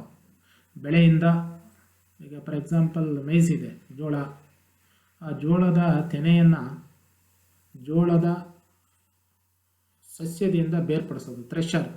Sitting on a granary floor. ಹಾಗೆ thresher ಆಗಿ, ಆಟಮ್ ಅನ್ನೋದು ಥ್ರೆಷರ್ ಆಗಿ ಬೆಳೆಯನ್ನು ಕಟಾವು ಮಾಡ್ತಕ್ಕಂಥ ವ್ಯಕ್ತಿಯಾಗಿ, ಗ್ರಾನರಿ ಫ್ಲೋರ್ ಕಣಜದ ಹತ್ರ ಸಂಗ್ರಹಣೆ ಮಾಡ್ತಕ್ಕಂಥ, ಕಣಜದ ಹತ್ರ ಕೂತಿರ್ತಕ್ಕಂಥ ವ್ಯಕ್ತಿಯಾಗಿ ಚಿತ್ರಣ ಮಾಡ್ತಾರೆ. Reaper asleep in a grain field. Reaper ಬೆಳೆಯನ್ನು ಕಟಾವು ಮಾಡ್ತಕ್ಕಂಥವು. Asleep in a grain field, ಜಮೀನಲ್ಲಿ ಬೆಳೆಯನ್ನು ಕಟಾವು ಮಾಡ್ತಕ್ಕಂಥ ವ್ಯಕ್ತಿ ಸುಸ್ತಾಗಿ ಕೆಲಸ ಮಾಡಿ ಅಲ್ಲೇ ಮಲಗಿರ್ತಕ್ಕಂಥ ಇನ್ನೊಂದು ಚಿತ್ರಣ. Autumn season is sleeping. A gleaner crossing a brook. Gleaner ಅಂದರೆ one who collects the left out grains after harvesting. ಸುಗ್ಗಿ ಆದ ನಂತರ ಜಮೀನಲ್ಲಿ ಉಳಿದಿರ್ತಕ್ಕಂಥ ಕೆಲವು ಕಾಳುಗಳನ್ನು ಸಂಗ್ರಹಣೆ ಮಾಡೋದು. ಅಲ್ಪ ಸ್ವಲ್ಪ ಸಂಪೂರ್ಣವಾಗಿ ಕಲೆಕ್ಟ್ ಮಾಡೋಕ್ಕಾಗಿರಲ್ಲ, ಅದನ್ನು ಉಳಿದಿರ್ತಕ್ಕಂಥದ್ದನ್ನು ಕಲೆಕ್ಟ್ ಮಾಡ್ಕೊಂಡು ಆ ಜಮೀನಿನ ಮಧ್ಯೆ ಹರಿದೋಗಿರ್ತಕ್ಕಂಥ ಬ್ರೂಕನ್ನು, ಸರೋವರವನ್ನು, ಕೊಳವನ್ನು ದಾಟಿ ಬರ್ತಕ್ಕಂಥ ಇನ್ನೊಬ್ಬ ವ್ಯಕ್ತಿಯ ಚಿತ್ರಣ. And lastly cider maker. Cider juice maker. Atom ಸೀಸನಲ್ಲಿ ಬೆಳೆದಿರ್ತಕ್ಕಂಥ ಹಣ್ಣುಗಳ ಮುಖಾಂತರ ಜ್ಯೂಸನ್ನು ಮಾಡ್ತಕ್ಕಂಥ ಇನ್ನೊಬ್ಬ ವ್ಯಕ್ತಿಯ ಚಿತ್ರಣ. ಹೀಗೆ ಆಟಮ್ ಸೀಸನ್ನು 4 ರೀತಿಯ ಪರ್ಸಾನಿಫಿಕೇಷನ್ಸ್, ವ್ಯಕ್ತಿಗಳಾಗಿ ಕೆಲಸ ಮಾಡೋದನ್ನು ಚಿತ್ರಣ ಮಾಡ್ತಕ್ಕಂಥ ಕೆಲಸವನ್ನು ಜಾನ್ ಕಿಟ್ಸ್ ಮಾಡಿದರು. First one as a thresher, ಕಾಳುಗಳನ್ನು ಬೇರ್ಪಡಿಸ್ತಕ್ಕಂಥ ವ್ಯಕ್ತಿ. Second one is A reaper, ಬೆಳೆಯನ್ನು ಕಟಾವು ಮಾಡ್ತಕ್ಕಂಥವನು. ಮತ್ತು ಸುಸ್ತಾಗಿ ಬೆಳೆಯ ವಾಸನೆಯನ್ನು ಕುಡಿದು ಜಮೀನಲ್ಲೇ ನಿದ್ದೆಗೆ ಹೋಗಿರ್ತಾಗ, ಇಂಟಾಕ್ಸಿಕೇಷನಿಂದ ನಿದ್ದೆ ಹೋಗಿರೋನು. ಎ ಗ್ಲೀನರ್, ಕಟಾವು ನಂತರನೂ ಉಳಿದಿರ್ತಕ್ಕಂಥ ಬೆಳೆಯನ್ನು ಕಲೆಕ್ಟ್ ಮಾಡ್ತಕ್ಕಂಥವನು ಮತ್ತು ಅದರಿಂದ ಜ್ಯೂಸನ್ನು ಮಾಡ್ತಕ್ಕಂಥವು. ಇದು ಇನ್ನೊಂದು ಚಿತ್ರಣ. ಮೊದಲೇ ಚಿತ್ರಣ, look at the first picture in the poem. ಕಾಯಿಗಳನ್ನು ಹಣ್ಣುಗಳನ್ನಾಗಿ ಪರಿವರ್ತನೆ ಮಾಡ್ತಕ್ಕಂಥ ಒಂದು ಚಿತ್ರಣ. First poem, first stanza. Second ಸ್ಟಾಂಜಾದಲ್ಲಿ autumn is personified as a thresher, a reaper, a gleaner and a cider maker. ಇನ್ನೊಂದು ರೀತಿಯ ಚಿತ್ರಣವನ್ನು ಎರಡನೇ ಸ್ಟಾಂಜಾದಲ್ಲಿ ಕೊಡ್ತಾರೆ. ಮತ್ತು ಫೈನಲ್ ಸ್ಟಾಂಜಾದಲ್ಲಿ, 3 ಸ್ಟಾಂಜಾ ಅಂತ ಹೇಳಾಯಿತು. ಫೈನಲ್ ಸ್ಟಾಂಜಾದಲ್ಲಿ autumn is seen as a musician. It is also a personification of the autumn season. Autumn season ಹೇಗಿದೆ ಅಂದರೆ ಮ್ಯೂಸಿಷಿಯನ್ ಥರ ಮ್ಯೂಸಿಕನ್ನು ಕೊಟ್ಟು ಜನರನ್ನು ಸಂತೋಷ ಪಡ್ತಾ ಇದೆ, ಸಂತೋಷವನ್ನು ಉಂಟು ಮಾಡಿಸುತ್ತೆ. ಅದಕ್ಕೆ ಅವನನ್ನು ಸೆನ್ಸ್ಲೆಸ್ ಪೈಟ್ ಅಂತ ಹೇಳಿದ. ತನ್ನ ಸೆನ್ಸಸ್ಸನ್ನು ಯಾವಾಗಲೂ ಜಾಗೃತವಾಗಿ ಇಟ್ಕೊಂಡು ಬೇರೆಯವರ ಸೆನ್ಸಸ್ಸನ್ನು ಜಾಗೃತಗೊಳಿಸ್ತಕ್ಕಂಥ ಕೆಲಸವನ್ನು ಜಾನ್ ಕೀಟ್ಸು ತನ್ನ ಪೊಯಮ್ಸಲ್ಲಿ ಮಾಡಿದ. ನಮ್ಮ senses are not awake all the time. ನಮ್ಮ ಪಂಚೇಂದ್ರಿಯಗಳು ಎಲ್ಲ ಸಂದರ್ಭದಲ್ಲೂ ಕಾನ್ಸಿಯಸ್ ಆಗಿಲ್ಲ. ಆದರೆ ಜಾನ್ ಕೀಟ್ಸಿನ ಪಂಚೇಂದ್ರಿಯಗಳು ಯಾವಾಗಲೂ ಜಾಗೃತವಾಗಿದ್ದಾವೆ ಮತ್ತು ಬೇರೆಯವರ ಪಂಚೇಂದ್ರಿಯಗಳನ್ನು ಜಾಗೃತಗೊಳಿಸ್ತಕ್ಕಂಥ ಕೆಲಸವನ್ನು ಮಾಡಿದ್ದಾರೆ. And the music which autumn produces is the pleasant as the music of the spring. John Keats ಏನು ಹೇಳಕ್ಕೆ ಪ್ರಯತ್ನ ಮಾಡ್ತಾನೆ ಅಂದರೆ, generally we appreciate the music of the spring season. Spring ಸೀಸನಲ್ಲಿ ಕೋಗಿಲೆ ಆಡುತ್ತೆ, ನೈಟಿಂಗೇಲ್ ಆಡುತ್ತೆ, ಪಕ್ಷಿಗಳು they feel very happy and human beings also feel very happy listening to the music of the spring season. ವಸಂತ ಕಾಲದ ಸಂಗೀತ ಭಾಳ ಚೆನ್ನಾಗಿರುತ್ತೆ, ಗಿಡ ಮರ ಪ್ರಾಣಿ ಪಕ್ಷಿಗಳೆಲ್ಲ ಆಡ್ತವೆ ಅಂತ ನಾವು ಅಂದ್ಕೊಳ್ತಾ ಇದ್ದೀವಿ. ಆದರೆ ಕೀಟ್ಸ್ ಹೇಳ್ತಾನೆ, the music of the autumn season is in no way inferior to the music of the spring season. Spring ಸೀಸನ್ನಿನ ಮ್ಯೂಸಿಕ್ ಎಷ್ಟು ಮೆಲೋಡಿಯಸ್ ಆಗಿರುತ್ತೋ ಅಷ್ಟೇ ಮೆಲೋಡಿಯಸ್ ಆಗಿ ಆಟಮ್ ಸೀಸನ್ನಿನ ಮ್ಯೂಸಿಕ್ ಇರುತ್ತೆ. ಹಾಗಿದ್ರೆ ಆಟಮ್ ಸೀಸನ್ನಲ್ಲಿ ಕೇಳ್ತಕ್ಕಂಥ ಮ್ಯೂಸಿಕ್ಕನ್ನು ಪ್ರೊಡ್ಯೂಸ್ ಮಾಡೋರು ಯಾರು? Who will produce the music of the autumn season. Autumn ಸೀಸನ್ನಿನ ಸಂಗೀತ ಯಾವುದರಿಂದ ಬರುತ್ತೆ? ಸ್ಪ್ರಿಂಗ್ ಸೀಸನ್ನಲ್ಲಿ ನೈಟಿಂಗೇಲ್ ಆಡುತ್ತೆ, ಕೋಗಿಲೆ ಆಡುತ್ತೆ ಅಂತ ನಾವು ಭಾಳ ಸುಲಭವಾಗಿ ಹೇಳ್ತೇವೆ. ಹಾಗಿದ್ರೆ ಆಟಮ್ ಸೀಸನ್ನಲ್ಲಿ ಸೌಂಡ್ ಎಲ್ಲಿಂದ ಬರುತ್ತೆ ಅಂದರೆ, the sound of the gnats. Gnats are the creatures. Lambs ಕುರಿಗಳು, robins, swallow birds. Robin birds, swallow birds, ಕುರಿಮರಿಗಳು ಆಡ್ತಕ್ಕಂಥದ್ದು, ಇದೆಲ್ಲ ಸಣ್ಣ ಸಣ್ಣ ಪ್ರಾಣಿ ಪಕ್ಷಿಗಳಿಂದ ಬರ್ತಕ್ಕಂಥ music is the music of the autumn season. ಹಾಗಾಗಿ ಆಟಮ್ ಸೀಸನ್ಗೂ ತನ್ನದೇ ಆದ ಮ್ಯೂಸಿಕ್ ಇದೆ. ನಾವು ಕೇವಲ ಸ್ಪ್ರಿಂಗ್ ಸೀಸನ್ನಿಗೆ ಮ್ಯೂಸಿಕ್ ಇದೆ ಅಂತ ತಿಳ್ಕೊಂಡಿದ್ದೇವೆ. That is wrong. That is what Keats says. Even the autumn season has its own music just like the music of the spring season. Spring ಸೀಸನ್ನಿನ ಮ್ಯೂಸಿಕ್ಗೆ ಥರನೇ ಆಟಮ್ ಸೀಸನ್ಗೂ ತನ್ನದೇ ಆದ ಮ್ಯೂಸಿಕ್ ಇದೆ. ಅವು ಹೇಗೆ ಇವೆಲ್ಲ ಲ್ಯಾಂಪ್ಸು, ನಾಟ್ಸು, ರಾಬಿನ್ಸು, ಸ್ವ್ಯಾಲೋಸ್ ಆಡ್ತವೆ ಅನ್ನೋದನ್ನು ತೋರಿಸ್ತವೆ. The poem is artistically made to correspond with the ending of the day. ಈ ಪಯಮನ್ನು ಎಷ್ಟು ಆರ್ಟಿಸ್ಟಿಕ್ ಆಗಿ, ಸ್ಟೈಲಿಸ್ಟಿಕ್ ಆಗಿ ಕೀಟ್ಸ್ ಬರ್ತಿದ್ದಾನೆ ಅಂತಂದರೆ ನೋಡಿ, ಫಸ್ಟ್ ಸ್ಟ್ಯಾಂಜಾದಲ್ಲಿ ಹೇಳ್ತಾರೆ ಅವರು, autumn is the conspirator with the sun. ಸೂರ್ಯನ ಜೊತೆಗೆ ಅವರು ಪಿತ್ತೂರಿ ಮಾಡ್ತಾನೆ. ಅಂದರೆ ಸೂರ್ಯ ಉದಯ ಆಗ್ತಕ್ಕಂಥ ಚಿತ್ರಣ, ಬೆಳಗಿನ ಚಿತ್ರಣವನ್ನು ಮೊದಲೇ ಸ್ಟಾಂಜಾದಲ್ಲಿ ತೋರಿಸಿದ್ರೆ, ದ ಲಾಸ್ಟ್ ಸ್ಟಾಂಜಾದಲ್ಲಿ ಎಂಡಿಂಗ್ ಆಫ್ ದ ಡೇ ಅನ್ನು ತೋರಿಸ್ತಾರೆ, ದಿನದ ಕೊನೆ ಅಂದರೆ sun setting. The poem begins with the sun rising and ends with the sun setting. ಸೂರ್ಯ ಉದಯ ಆಗೋದ್ರಿಂದ ಪ್ರಾರಂಭ ಆಗುತ್ತೆ ಮತ್ತು ಸೂರ್ಯ ಮುಳುಗೋದ್ರ ಮುಖಾಂತರ ಪಯಮು ಎಂಡ್ ಆಗುತ್ತೆ. ಅಂದರೆ ಪಯಮಿನ ಡ್ಯೂರೇಷನ್ ಹೇಗಿದೆ ಅಂದರೆ, beginning of the day and ending of the day. And gathering swallows twitter in the skies. ಸಂಜೆ ಪಕ್ಷಿಗಳು gathering swallows, swallow birds they gather at one particular place to get back to their nests. ತಮ್ಮ ನೆಸ್ಟ್ಗಳಿಗೆ ಅಂದರೆ ಗೂಡುಗಳಿಗೆ ಹಿಂತಿರುಗಲಿಕ್ಕೆ ಚಿಲಿಪಿಲಿ ಗುಡ್ತಾ ಆಡ್ತಾ ಆಕಾಶದಲ್ಲಿ ಸೇರ್ತವೆ. ಪಕ್ಷಿಗಳು ಸಾಮಾನ್ಯವಾಗಿ ಆ ರೀತಿ ಗುಂಪು ಸೇರೋದು ಸಂಜೆ ಟೈಮಲ್ಲಿ. ಅದು ದಿನದ ಎಂಡಿಂಗನ್ನು ತೋರಿಸ್ತಕ್ಕಂಥ ಕೆಲಸ ಮಾಡುತ್ತೆ. ಹಾಗೆ ಪಯಟ್ಟು ಭಾಳ ಆರ್ಟಿಸ್ಟಿಕ್ ಆಗಿ ಪಯಮನ್ನು ಸೂರ್ಯ ಉದಯವಾಗೋದ್ರಿಂದ ಪ್ರಾರಂಭ ಮಾಡ್ತಾರೆ, ಸೂರ್ಯ ಮುಳುಗೋದ್ರ ಮುಖಾಂತರ ಸನ್ ಸೆಟ್ಟಿಂಗಿನ ಮುಖಾಂತರ ಕೊನೆಗೊಳಿಸ್ತಾರೆ. ಅಂದರೆ ಪಯಮಿನ ಡೇ, ಒಂದು ಡೇನ ಜರ್ನಿ ಅನ್ನು ತೋರಿಸ್ತಾರೆ. In the evening swallows gather in flocks preparatory to returning to their nest of the night. So to autumn ಅಂತಕ್ಕಂಥ poem is written in 3 stanza structure with a variable rhyme scheme. ಇನ್ನು ಈ ಪಯಮಿನ rhyme scheme ನೋಡೋದಾದರೆ ಅಲ್ಲಿ variations ಇದೆ. Each ಸ್ಟ್ಯಾಂಜಾ 11 lines ಇದೆ ಅಂತ ಗೊತ್ತಾಯಿತು. In terms of both thematic organization and rhyme scheme, each stanza is divided roughly into two parts. ಥೀಮ್ಯಾಟಿಕ್ ಆಗಿ ಮತ್ತು ರೈಮ್ ಸ್ಕೀಮಿನ ಲೆಕ್ಕದಲ್ಲಿ ನೋಡಿದರೆ ಈ ಪಯಮಿನ 3 ಸ್ಟ್ಯಾಂಜಾಗಳನ್ನು ಮತ್ತೆ ಎರಡೆರಡು ಭಾಗವನ್ನಾಗಿ ಮಾಡಬಹುದು. In each stanza the first part is made up of the first 4 lines. 11 ಲೈನ್ಸಲ್ಲಿ ಫಸ್ಟ್ 4 ಲೈನ್ಸು ಮತ್ತು ರಿಮೈನಿಂಗ್ 7 ಲೈನ್ಸ್ ಅನ್ನು 2 ಪಾರ್ಟ್ ಮಾಡ್ಬೋದು. The second part is made up of the last 7 lines. First part 4 lines, second part 7 lines. First ಪಾರ್ಟಲ್ಲಿ ಏನು ಹೇಳ್ತಾನೆ poet ಅಂದರೆ, the first part of each stanza follows A B rhyme scheme ಇರುತ್ತೆ. The first line rhyming with the third and the second line rhyming with the fourth line. Second part of each stanza ಅಂದರೆ line number 5 ಇಂದ 11 ವರೆಗೆ longer and varies in rhyme scheme. ಅದರಲ್ಲಿ rhyme ಸ್ಕೀಮಲ್ಲಿ ವ್ಯತ್ಯಾಸ ಇದೆ. The first stanza is arranged CD ED CCE ಅಂತ rhyme scheme ಇದ್ರೆ, second and third ಸ್ಟ್ಯಾಂಜಾದಲ್ಲಿ CDE CDDE ರೈಮ್ ಸ್ಕೀಮ್ ಇದೆ. ಅಂದರೆ ಫಸ್ಟ್ ಸ್ಟ್ಯಾಂಜಾದಲ್ಲಿ ಇರ್ತಕ್ಕಂಥ ರೈಮ್ ಸ್ಕೀಮೇ ಬೇರೆ, ಸೆಕೆಂಡ್ ಆ್ಯಂಡ್ ಥರ್ಡ್ ಸ್ಟ್ಯಾಂಜಾದಲ್ಲಿ ಸ್ವಲ್ಪ ವ್ಯತ್ಯಾಸ, ಸ್ಲೈಟ್ ಮಾಡಿಫಿಕೇಶನ್ ಇಂದ ರೈಮ್ ಸ್ಕೀಮನ್ನು ನೋಡ್ತೀವಿ. Thematically the first part of each stanza serves a to define the subject. ಅಂದರೆ 3 ಸ್ಟ್ಯಾಂಜಾದಲ್ಲಿರ್ತಕ್ಕಂಥ ಮೊದಲನೇ 4 ಲೈನ್ಗಳು, the first 4 lines of each stanza define the subject of the stanza. ಆ ಸ್ಟ್ಯಾಂಜಾದಲ್ಲಿ ಯಾವ ವಿಷಯದ ಮೇಲೆ ಮಾತಾಡ್ತಾನೆ ಪಯಟ್ಟು ಅನ್ನೋದನ್ನು ಡೆಫೈನ್ ಮಾಡ್ತಾರೆ ಫಸ್ಟ್ 4 ಲೈನ್ಸ್.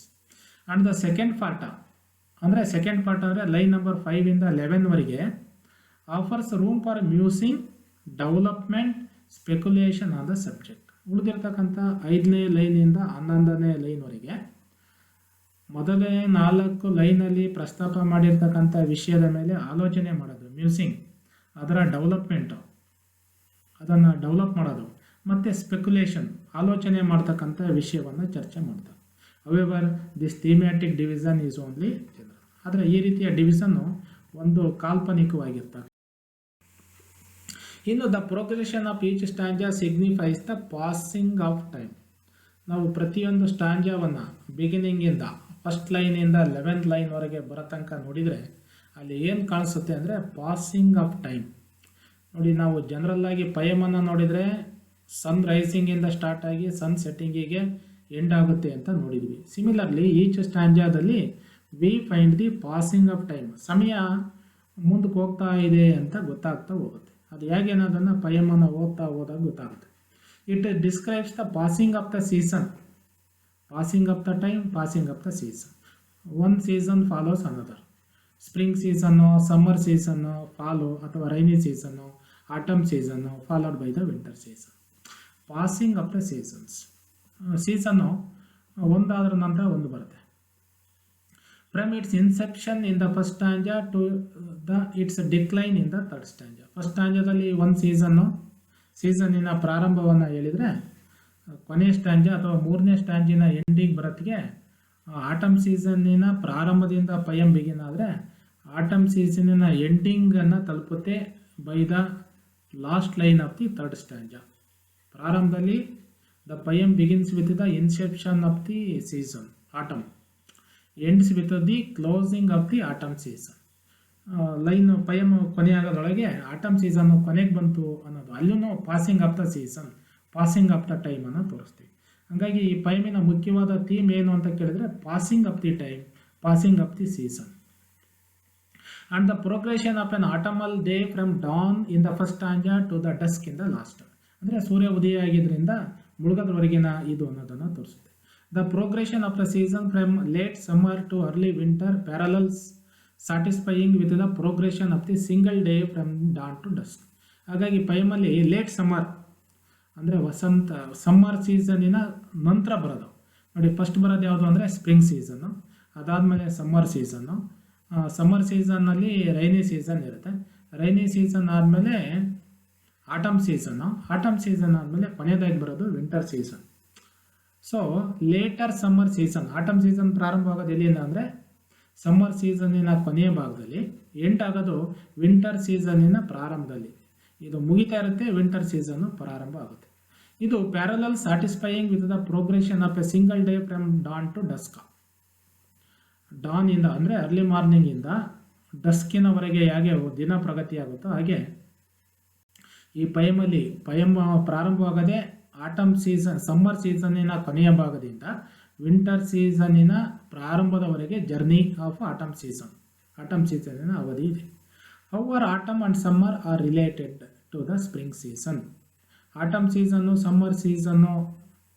ಸಮ್ಮರ್ದು ಸ್ಪ್ರಿಂಗ್ ಸೀಸನ್ಗೆ ಯಾಕೆ ಸಂಬಂಧ ಇದೆ ಅನ್ನೋದನ್ನು ಪಯಮಲ್ಲಿ ತೋರಿಸ್ತಾನೆ. ನೋಡಿ, spring season comes before the arrival of the summer. ಈ ಸೀಸನ್ನಿನ ಆರ್ಡರನ್ನು ಕರೆಕ್ಟಾಗಿ ಗಮನದಲ್ಲಿಟ್ಕೊಳ್ಳಿ. ಹಾಗಿದ್ರೆ ನಿಮಗೆ ಆಟಮ್ ಸೀಸನ್ನು ಯಾವುದು, ಅಲ್ಲಿ ಏನಾಗುತ್ತೆ ಅನ್ನೋದು ನಮಗೆ ಅರ್ಥವಾಗುತ್ತೆ. Spring comes before the arrival of the summer ಸೀಸನ್ಗಿಂತ ಮುಂಚೆ ಸ್ಪ್ರಿಂಗ್ ಸೀಸನ್ ನಮಗೆ ಯಾವುದು, ಮಾರ್ಚ್ ತಿಂಗಳಲ್ಲಿ ಸ್ಪ್ರಿಂಗ್ ಸೀಸನ್ ಇರುತ್ತೆ. ಅಂದರೆ ಗಿಡ ಮರಗಳಲ್ಲಿ ಹೊಸ ಎಲೆಗಳು ಕಾಣಿಸ್ಕೊಳ್ಳುತ್ತೆ, ಸ್ಪ್ರಿಂಗ್ ಸೀಸನ್. ಅದಾದಮೇಲೆ we come across the summer season ಬರುತ್ತೆ. ಸಮ್ಮರ್ ಸೀಸನ್ ಆದಮೇಲೆ ಬರೋದು ರೈನಿ ಸೀಸನ್, ಫಾಲ್ ಅಂದರೆ ಮಳೆಗಾಲ ಆದಮೇಲೆ ಮಳೆನಲ್ಲಿ ಬಿತ್ತನೆ ಎಲ್ಲ ಆಗಿ ಆಟಮ್ ಸೀಸನಲ್ಲಿ ಕಟಾವ್ ಸೀಸನ್ ಆಫ್ ಹಾರ್ವೆಸ್ಟ್. ಆಟಮ್ ಅನ್ನೋದು ಬೆಳೆಯನ್ನು ಕಟಾವು ಮಾಡಿ ಸುಗ್ಗಿಯ ಹಬ್ಬ. Autumn season starts with the departure of the summer. ಅಂದರೆ ಆಟಮ್ ಸೀಸನ್ನು, ಸಮ್ಮರ್ ಸೀಸನ್ ಹೋಗ್ತಾ ಇರುತ್ತೆ, ವಿಂಟರ್ ಸೀಸನ್ನು ಬರ್ತಾ ಇರುತ್ತೆ, ಅದರ ಮಧ್ಯೆ ಬರೋದು. This is how both the seasons are related to the spring season. Spring ಸೀಸನ್ಗೆ ಈ ಎರಡು ಸೀಸನ್ನು ಯಾಕೆ ಅಟ್ಯಾಚ್ ಆಗಿದ್ದಾವೆ ಅಂದರೆ, so the order of the season, spring season, summer season, followed by the fall, rainy season, ಆಮೇಲೆ autumn season, winter season. Winter ಸೀಸನ್ನಿನ end, ಗಿಡ ಮರಗಳು ಎಲೆ ಎಲ್ಲ ಉದುರೋಗುತ್ತೆ, ಮತ್ತೆ ಸ್ಪ್ರಿಂಗ್ ಸೀಸನಲ್ಲಿ ಬರುತ್ತೆ. ಹಾಗಾಗಿ ಆಟಮ್ ಸೀಸನ್ ಯಾವುದು ಅಂದರೆ, it is a season of harvest. ಬೆಳೆಯನ್ನು ಕಟಾವು ಮಾಡಿ ಸುಗ್ಗಿಯ ಒಂದು ಕಾಲ autumn season. So let us look at the outline of the ಪಯಮಿನ ಔಟ್ಲೈನ್ ಈಗಾಗಲೇ ನಮಗೆ ಸುಮಾರಾಗಿ ಗೊತ್ತಾಗಿದೆ. 3 ಸ್ಟಾಂಜದಲ್ಲಿ ಏನೇನು ಚಿತ್ರಣ ಇದೆ ಅಂತ ಇನ್ನೊಮ್ಮೆ ನೋಡೋಣ. Keats form of writing the poem is to stake up imagery typical to autumn. Imagery autumn ಸೀಸನ್ಗೆ ಸಂಬಂಧಪಟ್ಟಿರ್ತಕ್ಕಂಥ ವರ್ಡ್ ಪಿಕ್ಚರ್ಸನ್ನು ಈ ಪಯಮಲ್ಲಿ ಕೊಡ್ತಾನೆ. The autumn is the early autumn when all the things of nature have peaked to a state of full maturity. ನೋಡಿ, ಭಾಳ clear ಆಗಿ define ಮಾಡಲಾಗಿದೆ ಇಲ್ಲಿ. ಆಟಮ್ ಸೀಸನ್ನ ಮೊದಲೇ ಭಾಗದಲ್ಲಿ ಏನಾಗುತ್ತೆ ಅಂದರೆ, all the things of nature have peaked to a state of full maturity.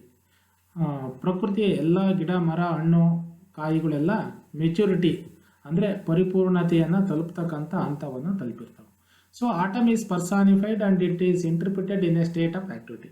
ಆಟಮನ್ನು ಒಂದು ವ್ಯಕ್ತಿಯನ್ನಾಗಿ ಚಿತ್ರಿಸಲಾಗಿದೆ, ಅದು ಚಟುವಟಿಕೆಯಿಂದ ಕೂಡಿದೆ, ಸುಮ್ಮನೆ ಕೂತಿಲ್ಲ, ಏನೇನೋ ಕೆಲಸ ಮಾಡ್ತಾ ಇದೆ. ಏನೇನು ಕೆಲಸ ಮಾಡ್ತಿದೆ ಅನ್ನೋದನ್ನು ಹೇಳಿದ್ವಿ. ಹಾರ್ವೆಸ್ಟರು, ರೀಪರು, ಗ್ಲೀನರು, ಸೈಡ್ ಅಪ್ರೈಸರು, ಹೀಗೆಲ್ಲ ಕೆಲಸ ಮಾಡ್ತಾ ಇದೆ. ಫಸ್ಟ್ ಸ್ಟ್ಯಾಂಜದಲ್ಲಿ ಏನಾಗುತ್ತೆ, Keats speaker opens by addressing the autumn ಸೀಸನನ್ನು ಅವರು ಅಡ್ರೆಸ್ ಮಾಡ್ತಾನೆ speaker. He describes its abundance and its intimacy with the sun. ನೀನು ಆರ್ಡಿನರಿ ಸೀಸನ್ ಅಲ್ಲ, you're a season of abundance. ನಿನ್ನಲ್ಲಿ ಬೇಕಾದಷ್ಟು ಸಂಪನ್ಮೂಲ ಇದೆ, ನೀನು ಸೂರ್ಯನ ಫ್ರೆಂಡು, ಇಂಟಿಮೆಸಿ, ಫ್ರೆಂಡ್ಶಿಪ್ ಇದೆ ಅನ್ನೋದನ್ನು ತೋರಿಸ್ತಾನೆ. With the sun autumn ripens fruits. ಸೂರ್ಯನ ಜೊತೆ ಸೇರಿ ಆಟಮ್ ಸೀಸನ್ನು ಕಾಯಿಗಳನ್ನು ಹಣ್ಣನ್ನಾಗಿ ಪರಿವರ್ತನೆ ಮಾಡುತ್ತೆ. And causes the late flowers to bloom. ಇನ್ನೂ ಕೆಲವು ಹೂಗಳು ನಿಧಾನವಾಗಿ ಅರಳ್ತಾ ಇರ್ತವೆ, ಅವಿನ್ನೂ ಅರಳೇ ಇರಲ್ಲ. ಆಟಮ್ ಸೀಸನ್ ಬಂತು, ನೆಕ್ಸ್ಟ್ ವಿಂಟರ್ ಬರುತ್ತೆ, ಅರಳಿ ಅಂತ ಅವಕ್ಕನ್ನು ಅರಳೋ ರೀತಿಯೂ ಮಾಡುತ್ತೆ. ಅಂದರೆ ಆಟಮ್ ಸೀಸನ್ನು ಮೊದಲೇ ಸ್ಟ್ಯಾಂಜಲ್ಲಿ ಆಗ್ತಕ್ಕಂಥ ಚಿತ್ರಣ ಇದು. Kids focuses on the atom sites. ಅಂದರೆ ನೋಡಿ, ಈ ಫಸ್ಟ್ ಸ್ಟ್ಯಾಂಜದಲ್ಲಿ ಪಯಟು ಕಿಡ್ಸು ಆಟಮ್ ಸೀಸನ್ನಿನ ಸೈಟ್ಸ್ ಅಂದರೆ ಕಣ್ಣಿಗೆ ಕಾಣತಕ್ಕಂಥ ವಿಷಯಗಳನ್ನು, ವಸ್ತುಗಳನ್ನು ನಮ್ಮ ಮುಂದೆ ತರ್ತಾರೆ. ಅಂದರೆ ಹೂವುಗಳನ್ನು, ಕಾಯಿಗಳನ್ನು, ಹಣ್ಣುಗಳನ್ನು, ಇವು ಕಣ್ಣಿಂದ ನೋಡ್ತಕ್ಕಂಥವು ಸೈಟ್ಸ್. ಇದು ಒಂದು ಪಂಚೇಂದ್ರಿಯ ಸೈಟ್ಸ್. ಕಣ್ಣು ಮುಂದೆ ನೋಡಿ ಅವನ್ನು ನೋಡಿ ಸಂತೋಷವನ್ನು, ಜಾಯನ್ನು ಉಂಟು ಮಾಡೋದು. They are very very beautiful. Flower is beautiful, plant is beautiful, nuts and fruits are also very beautiful. ನೋಡಿ, ಗಿಡ ಮರ ಬಳ್ಳಿ ಹೂವು ಕಾಯಿ ಹಣ್ಣು ಎಲ್ಲ ಬ್ಯೂಟಿಫುಲ್ಲಾಗಿ ಕಾಣ್ತಾವೆ. ಅದನ್ನು ನೋಡಿದರೆ ಸಂತೋಷವನ್ನು ಉಂಟು ಮಾಡುತ್ತೆ. Beautiful things create happiness. ಸಂತೋಷವನ್ನು ಉಂಟು ಮಾಡ್ತವೆ. ಅದಕ್ಕೆ thing of beauty is joy for ever ಅಂತ ಹೇಳಿದ್ದು. ಆ ರೀತಿಯ ಒಂದು ಚಿತ್ರಣವನ್ನು ನಮ್ಮ ಪಂಚೇಂದ್ರಿಯ ನೋಟಕ್ಕೆ ಸಂತೋಷವನ್ನು ಉಂಟು ಮಾಡ್ತಕ್ಕಂಥದ್ದನ್ನು ತೋರಿಸ್ತಾರೆ. Ripening grapes and apples. ಅಂದರೆ ಆ್ಯಪಲ್ಲು ಹಣ್ಣು ಆಗ್ತಾ ಇದ್ದಾವೆ, ರೈಪ್ ಆಗ್ತಿದ್ದಾವೆ. Growing gourds, hazel nuts, blossoming ಹೂವುಗಳು ಅರಳ್ತಾ ಇದೆ, ಗೋಡ್ಸ್ ಇದೆ, ಬೇರೆ ಬೇರೆ ಥರದ ಕಾಯಿಗಳಿದೆ, ಆ್ಯಪಲ್ ಹಣ್ಣುಗಳಿದೆ, ಅದರ ಚಿತ್ರಣವನ್ನು ತೋರಿಸ್ತಾರೆ. ಸೆಕೆಂಡ್ ಸ್ಟ್ಯಾಂಜದಲ್ಲಿ autumn is a thresher or a harvester. Sitting on a granary floor, a reaper sleeping on a grain field, a gleaner going through the brook and eventually cider maker watching a cider press squeezing the juice from apples. ಎರಡನೇ ಸ್ಟ್ಯಾಂಜದಲ್ಲಿ ಆಟಮನ್ನು personify ಮಾಡಿದ್ದಾರೆ ಅಂತ ಹೇಳಾಯಿತು. Harvester ಆಗಿ ಕಾಣ್ತಾನೆ, reaper ಆಗಿ ಕಾಣ್ತಾನೆ, ಗ್ಲೀನರ್ ಆಗಿ ಕಾಣ್ತಾನೆ, ಕೊನೆಗೆ ಸೈಡರ್ ಪ್ರೈಸ್ ಜ್ಯೂಸ್ ಮೇಕರ್ ಆಗಿ ಅಲ್ಲಿ ಏನೇನು ಮಾಡ್ತಾನೆ ಅನ್ನೋದು ಸೆಕೆಂಡ್ ಸ್ಟ್ಯಾಂಜದಲ್ಲಿ ಇದೆ. The focus is on the characteristics of the atom like threshing. ಎರಡನೇ ಸ್ಟ್ಯಾಂಜದಲ್ಲಿ ಆಟಮಿನ ಮೊದಲನೇ ಚಿತ್ರಣದಲ್ಲಿ ಸೈಟ್ಸ್ ನೋಡಿದ್ವಿ. ಎರಡನೇ ಸ್ಟ್ಯಾಂಜದಲ್ಲಿ ಆ್ಯಕ್ಟಿವಿಟಿ ಅಂದರೆ ಕೆಲಸ ಮಾಡ್ತಕ್ಕಂಥದ್ದು ಇದೆ. ಥ್ರೆಶಿಂಗ್, ಹಾರ್ವೆಸ್ಟಿಂಗ್, ಗ್ಲೀನಿಂಗ್, ಸೈಡರ್ ಮೇಕಿಂಗ್ ಇವೆಲ್ಲ ಆ್ಯಕ್ಟಿವಿಟೀಸ್, ರೈತನ ಕೆಲಸಗಳನ್ನು ತೋರಿಸುತ್ತೆ. ಮೊದಲೇದು ಚಿತ್ರಣ ತೋರಿಸ್ತು, ಎರಡನೇ ಸ್ಟ್ಯಾಂಜ ಆ್ಯಕ್ಟಿವಿಟೀಸನ್ನು ತೋರಿಸುತ್ತೆ. ಥರ್ಡ್ ಸ್ಟ್ಯಾಂಜದಲ್ಲಿ the speaker tells autumn not to wonder where the songs of the springs have gone but instead to listen to our own music. ಮೂರನೇ ಸ್ಟ್ಯಾಂಜದಲ್ಲಿ ಮ್ಯೂಸಿಕ್ ಕಿವಿಗೆ ಸಂತೋಷ ಉಂಟು ಮಾಡ್ತಕ್ಕಂಥ ಒಂದು ಇದಿದೆ. ಪಂಚೇಂದ್ರಿಯಗಳು, ಇಯರಿಂಗ್, ಕೇಳಿಸ್ಕೊಳ್ತಕ್ಕಂಥ ಒಂದು ಸೆನ್ಸಸ್ಗೆ ಸಂತೋಷವನ್ನು ಉಂಟು ಮಾಡ್ತಕ್ಕಂಥ ಚಿತ್ರಣ ಮೂರನೇ ಸ್ಟ್ಯಾಂಜದಲ್ಲಿದೆ. ಅದಕ್ಕೆ ಅವರು ಆಟಮ್ಗೆ ಹೇಳ್ತಾರೆ, autumn season don't be disappointed, we have your own music. Spring season ಹೋಯ್ತಲ್ಲ, ಹಾಡು ಕೇಳೋಕ್ಕೆ ಏನು ಅವಕಾಶ ಇಲ್ಲಲ್ಲ ಅಂತ ದುಃಖ ಪಡೋದು ಬೇಡ. ಯುವರ್ ಓನ್ ಮ್ಯೂಸಿಕ್, ನಿನಗೆ ನಿನ್ನದೇ ಆದ ಮ್ಯೂಸಿಕ್ ಇದೆ, ನಿನಗೆ ಗೊತ್ತಿಲ್ಲ ಅದು ಯಾವುದು ಅಂತ ನನಗೆ ತೋರಿಸ್ತೀನಿ. Feel very happy, be very happy, ಸಂತೋಷವಾಗಿರೋ, ನಿನ್ನದೇ ಆದ ಮ್ಯೂಸಿಕ್ ಇದೆ ಅಂತ ತೋರಿಸ್ತಾರೆ. ಇದು ಒಂದು concluding stanza. Autumn is seen as a musician. ಮೂರನೇ ಸ್ಟ್ಯಾಂಜದಲ್ಲಿ ಆಟಮ್ ಮ್ಯೂಸಿಷಿಯನ್ ಆಗಿ ಜನರ ಕಿವಿಗಳಿಗೆ ಸಂತೋಷವನ್ನು ಉಂಟು ಮಾಡುತ್ತೆ. Music created in the autumn is as good as the spring season. Autumn ಸೀಸನಿನ ಮ್ಯೂಸಿಕ್ಕು ಸ್ಪ್ರಿಂಗ್ ಸೀಸನಿನ ಮ್ಯೂಸಿಕ್ ಅಷ್ಟೇ ಚೆನ್ನಾಗಿದೆ. ಅಲ್ಲಿ ಮ್ಯೂಸಿಕ್ ಯಾವ್ಯಾವ್ದು ಕೊಡ್ತವೆ ಅಂದರೆ ಗ್ನಾಟ್ಸು, ಲ್ಯಾಂಬ್ಸು, ಕ್ರಿಕೆಟ್ಸು, ರಾಬಿನ್ಸು, ಸ್ವ್ಯಾಲೋಸು, ಅಲ್ಲಿರ್ತಕ್ಕಂಥ ಕೀಟಗಳು, ಪಕ್ಷಿಗಳು, ಪ್ರಾಣಿಗಳು ಕೊಡ್ತವೆ. ಹಾಗಾಗಿ ಮೂರನೇ ಸ್ಟ್ಯಾಂಜದಲ್ಲಿ ಮ್ಯೂಸಿಕ್ಕನ್ನು ತೋರಿಸ್ತಕ್ಕಂಥ ಕೆಲಸ ಮಾಡೋದು. The poet places the focus on the music of the autumn created by the insects, animals and birds. The music is just as sweet as to ears as the spring music. Spring music ಅಷ್ಟೇ beautiful ಆಗಿದೆ, joyful ಆಗಿದೆ, melodious ಆಗಿದೆ ಅನ್ನೋದು ತೋರಿಸ್ತಾನೆ. The ending of the poem is artistically made to correspondence with the ending of the day. ನಾನು ಈಗಾಗಲೇ ಹೇಳಿದ್ದೇನೆ. Gathering swallows twitter in the skies. Twitter ನೋಡಿ, ನಮಗೆ ಸೋಷಿಯಲ್ ಮೀಡಿಯಾ ಇದೆ ಟ್ವಿಟರ್ ಅನ್ನೋದು. ಟ್ವಿಟರ್ ಅಂದರೆ ಅದು ಪಕ್ಷಿಗಳು ಚಿಲಿಪಿಲಿ ಕೊಡ್ತಕ್ಕಂಥ ಟ್ವಿಟರಿಂಗ್. ಗ್ಯಾದರಿಂಗ್ ಸ್ವ್ಯಾಲೋಸ್, ಸಂಜೆ ಗೂಡನ್ನು ಸೇರ್ಕೊಳ್ಳೋಕ್ಕೆ ಎಲ್ಲ ಸೇರ್ಕೊಳ್ತಕ್ಕಂಥ ಪಕ್ಷಿಗಳು ಆಕಾಶದಲ್ಲಿ ಚಿಲಿಪಿಲಿ ಗುಡ್ತಾ ಇರ್ತಾವೆ. ಆ ಚಿಲಿಪಿಲಿ ಗುಟ್ಟೋದು ದಿನದ ಕೊನೆಯನ್ನು ತೋರಿಸ್ತಕ್ಕಂಥ ಒಂದಿದು, ಸನ್ ಸೆಟ್ಟಿಂಗನ್ನು ತೋರಿಸ್ತಕ್ಕಂಥದ್ದು. ಹಾಗೆ ಸನ್ ರೈಸಿಂಗಿಂದ ಪ್ರಾರಂಭವಾಗಿದ್ದು ಸನ್ ಸೆಟ್ಟಿಂಗಿಂದ ಎಂಡ್ ಆಗ್ತಕ್ಕಂಥ ಪಯಮಿನ ಜರ್ನಿಯನ್ನು ತೋರಿಸ್ತಕ್ಕಂಥದ್ದು. In the evening swallows gather in flocks to prepare to return to their nests for the night.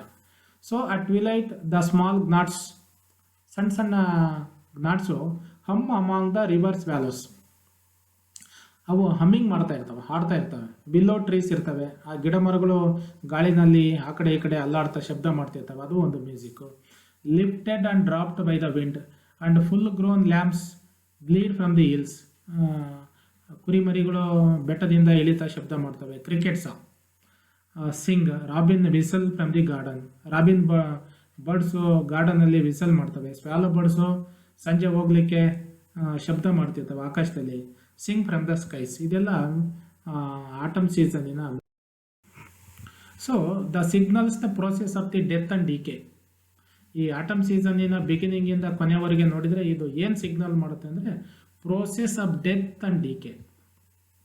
ನೋಡಿ, ಆಟಮ್ ಸೀಸನಲ್ಲಿ ಫ್ಲವರ್ಸ್ ಆಯಿತು, ಹಣ್ಣಾಯಿತು, ಮೆಚುರಿಟಿ ಆದಮೇಲೆ ಏನು ಕೊನೆಯ ಸ್ಟೇಜ್ ಅಂದರೆ ಡೆತ್ತು, ಡಿಕೆ, ಸಾವು, ಮತ್ತು ಅದು ನಶಿಸಿ ಹೋಗೋದು, ಹಾಳಾಗಿ ಹೋಗ್ತಕ್ಕಂಥದ್ದು ಅಂತಕ್ಕಂಥ ಒಂದು ಪ್ರೊಸೆಸನ್ನು ಈ ಪಯಮಲ್ಲಿ ಪಯಟು ತೋರಿಸೋ ಪ್ರಯತ್ನ ಮಾಡ್ತಾನೆ. ಆಟಮ್ ಸೀಸನನ್ನು ಹೊಗಳ್ತಕ್ಕಂಥ ಕೆಲಸ ಮಾಡಿದ್ರ ಜೊತೆಗೆ ಈ feel sorry for the end of the autumn season. Autumn ಸೀಸನ್ನೇ ಇಷ್ಟೆಲ್ಲ ಬ್ಯೂಟಿಫುಲ್ ಆಗಿರ್ತಕ್ಕಂಥ ಫ್ಲವರ್ಸು, ಹಣ್ಣುಗಳನ್ನೇನೋ ಕೊಟ್ಟೆ, ಆದರೆ ಕೊನೆಗೆ ಏನಾಗುತ್ತೆ ಅಂದರೆ flowers, fruits, nuts, they dye at the end and they decompose.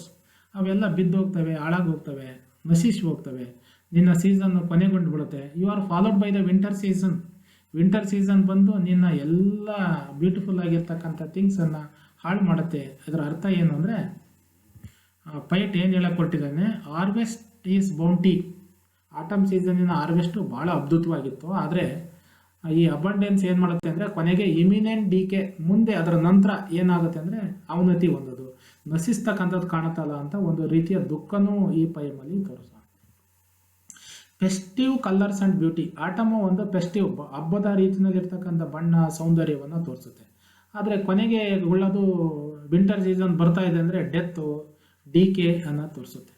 So the speaker recognizes the essence of autumn in various characters and figures in the poem. He wonders where the spring has gone, ಕೊನೆಗೆ ಅಯ್ಯೋ spring season ಇದರ music ಎಲ್ಲ ಎಲ್ಲೋಯ್ತು ಅಂತ ಆಲೋಚನೆ ಮಾಡ್ತಾನೆ. And at the same time he realizes there is no use in comparing the seasons. ಎರಡೂ ಸೀಸನನ್ನು, spring ಸೀಸನನ್ನು ಆಟಮ್ ಸೀಸನ್ಗೆ ಕಂಪೇರ್ ಮಾಡೋದ್ರಲ್ಲಿ ಅರ್ಥ ಇಲ್ಲ. The seasons are different, both have their own merits and demerits. ಎಲ್ಲ ಸೀಸನ್ಗೂ ತನ್ನದೇ ಆದ ಮೆರಿಟ್ಸ್ ಇದೆ, ಡಿಮೆರಿಟ್ಸ್ ಇದೆ. ಸ್ಪ್ರಿಂಗ್ ಸೀಸನಲ್ಲಿ ಮ್ಯೂಸಿಕ್ ಇದೆ ಅಂದರೆ ಆಟಮ್ ಸೀಸನಲ್ಲೂ ಇದೆ, but the music is different. ಅದರ ಮ್ಯೂಸಿಕ್ಕೇ ಬೇರೆ, ಇದರ ಮ್ಯೂಸಿಕ್ಕೇ ಬೇರೆ. No use in mourning the seasons lush greenery, autumn possesses its own poignant beauty, its own causes for celebration. Spring ಸೀಸನ್ನಲ್ಲಿ ಗ್ರೀನರಿ, ಲಶ್ ಗ್ರೀನರಿ ಇರುತ್ತೆ, ಹೊಸದಾಗಿರ್ತಕ್ಕಂಥ ಹಸಿರಿದ್ರೆ. ಆಟಮ್ ಸೀಸನ್ನಲ್ಲಿ ಅಂಥ ಹಸಿರು ಇಲ್ಲದೇ ಇರ್ಬೋದು, ಆದರೆ ಅದರ ಬ್ಯೂಟಿ ಇದೆಯಲ್ಲ, through the flowers, nuts, fruits, it is very excellent. ಹಾಗಾಗಿ we have to celebrate even the autumn season. Autumn ಸೀಸನನ್ನು ಆಚರಣೆ ಮಾಡೋಕ್ಕೆ ಅವಕಾಶ ಇದೆ, ಅಗತ್ಯ ಇದೆ ಅನ್ನೋದನ್ನು ತೋರಿಸ್ತಾರೆ. ಸೊ ಪಯಮು ಯಾವ ರೀತಿ ಎಂಡ್ ಆಗುತ್ತೆ ಅನ್ನೋದಾದರೆ, ends with an acceptance of the times passing and inevitability of death. Time ಅನ್ನೋದು ಹೀಗೆ ಇರಲಿ, it is not constant, it keeps moving. Time ಅನ್ನೋದು ತನ್ನಷ್ಟಕ್ಕೆ ತಾನು ಹೋಗ್ತಾ ಇರುತ್ತೆ. ಅದು ಮುಂದೆ ಮುಂದೆ ಹೋದಂತೆ ಬ್ಯೂಟಿನೂ ಬರುತ್ತೆ, ಡೆತ್ತು ಬರುತ್ತೆ, ರೀಬರ್ತ್ ಬರುತ್ತೆ. It is inevitable. ಒಂದು ಬರ್ತ್ ಆದರೆ ಡೆತ್ತು, ಅದರ ನಂತರ ಬೇರೆ there is birth, there is death. ಹುಟ್ಟು ಎಲ್ಲಿದೆಯೋ ಅಲ್ಲಿ ಸಾವಿರಲೇಬೇಕು. ಹಂಗಾಗಿ ಆಟಮ್ ಸೀಸನ್ನು ಬ್ಯೂಟಿಫುಲ್ ಆಗಿದೆ ಅಂದರೆ ಬ್ಯೂಟಿ ಕೆನಾಟ್ ಬಿ ಪರ್ಮನೆಂಟ್, ಅದು ಪರ್ಮನೆಂಟ್ ಆಗಿರೋಕ್ಕೆ ಸಾಧ್ಯ ಇಲ್ಲ, ಅದಕ್ಕೆ ಸಾವು ಬರಬೇಕು, ಮತ್ತೆ ಹೊಸ ಬ್ಯೂಟಿ ಹುಟ್ಟಬೇಕು. So passing of time, passing of decay ಅದನ್ನು ತೋರಿಸ್ತಾರೆ. Autumn is also about change. ಅಂದರೆ ಆಟಮ್ ಸೀಸನ್ ಅಂದರೆ ಏನು ಅಂದರೆ ಇಟ್ ಈಸ್ ಅಬೌಟ್ ಚೇಂಜ್, ಬದಲಾವಣೆ. ಒಂದೇ ಥರ ಇರೋಕ್ಕೆ ಸಾಧ್ಯ ಇಲ್ಲ. Process by which one state of being enters or becomes another. ಒಂದು ಹಂತ ಅಂದರೆ ಸ್ಪ್ರಿಂಗ್ ಸೀಸನಲ್ಲಿ ಹೊಸ ಗ್ರೀನರಿ ಇತ್ತು, ಲಶ್ ಗ್ರೀನರಿ ಇತ್ತು. ಅದು ಆಟಮ್ ಸೀಸನಲ್ಲಿ ಫ್ಲವರ್ಸು, ನಟ್ಸು, ಫ್ರೂಟ್ಸ್ ಆಗಿ ಕನ್ವರ್ಟ್ ಆಯಿತು. ವಿಂಟರ್ ಸೀಸನಲ್ಲಿ ಡೆತ್ ಆ್ಯಂಡ್ ಡಿಕೆ ಬರ್ತದೆ, ಎಲ್ಲ ಅವನತಿ ಹೊಂದುತ್ತೆ. ಮತ್ತು ಸ್ಪ್ರಿಂಗ್ ಸೀಸನ್ನು ಬರುತ್ತೆ ಹೊಸದಾಗಿ. ಅಂದರೆ ಇಟ್ ಈಸ್ ಎ ಸೈಕ್ಲಿಕ್, ಒಂದು ಸೈಕಲಿನ ರೂಪದಲ್ಲಿ ಚಕ್ರಾಕಾರವಾಗಿ ಹೋಗ್ತಾ ಇರುತ್ತೆ. ಇದನ್ನು ನಾವು ಅಕ್ಸೆಪ್ಟ್ ಮಾಡಬೇಕು. Keats song to the season of autumn with its fruitfulness. ಹಂಗಾಗಿ ಆಟಮ್ ಸೀಸನಿನ ಮೇಲಿರ್ತಕ್ಕಂಥ ಕೀಡ್ಸಿನ ಈ poem it is in its fruitfulness. ಇದು ಲಾಭದಾಯಕವಾಗಿರೋದು, ಫಲದಾಯಕವಾಗಿರೋದು. ಅದರಲ್ಲಿ ಫ್ರೂಟ್ಸ್ ಇದೆ, ಫ್ಲವರ್ಸ್ ಇದೆ, ಅದರ ಜೊತೆಗೆ ಪ್ರಾಣಿ ಪಕ್ಷಿಗಳ ಸಾಂಗೂ ಇದೆ. Song of its swallows gathering for migration. ನೋಡಿ, we see the fruits, flowers, songs, ಇದೆಲ್ಲವನ್ನು ಇದರಲ್ಲಿ ಕಾಣ್ತೇವೆ. So the poem autumn is concerned with the much quieter activity of daily observation and appreciation. ಹಾಗಿದ್ರೆ ಆಟಮ್ ಪಯಮಿನ ಯಾವುದ್ರ ಮೇಲೆ ಇದೆ ಅಂದರೆ ಮಚ್ ಕ್ವೈಟರ್ ಆ್ಯಕ್ಟಿವಿಟಿ.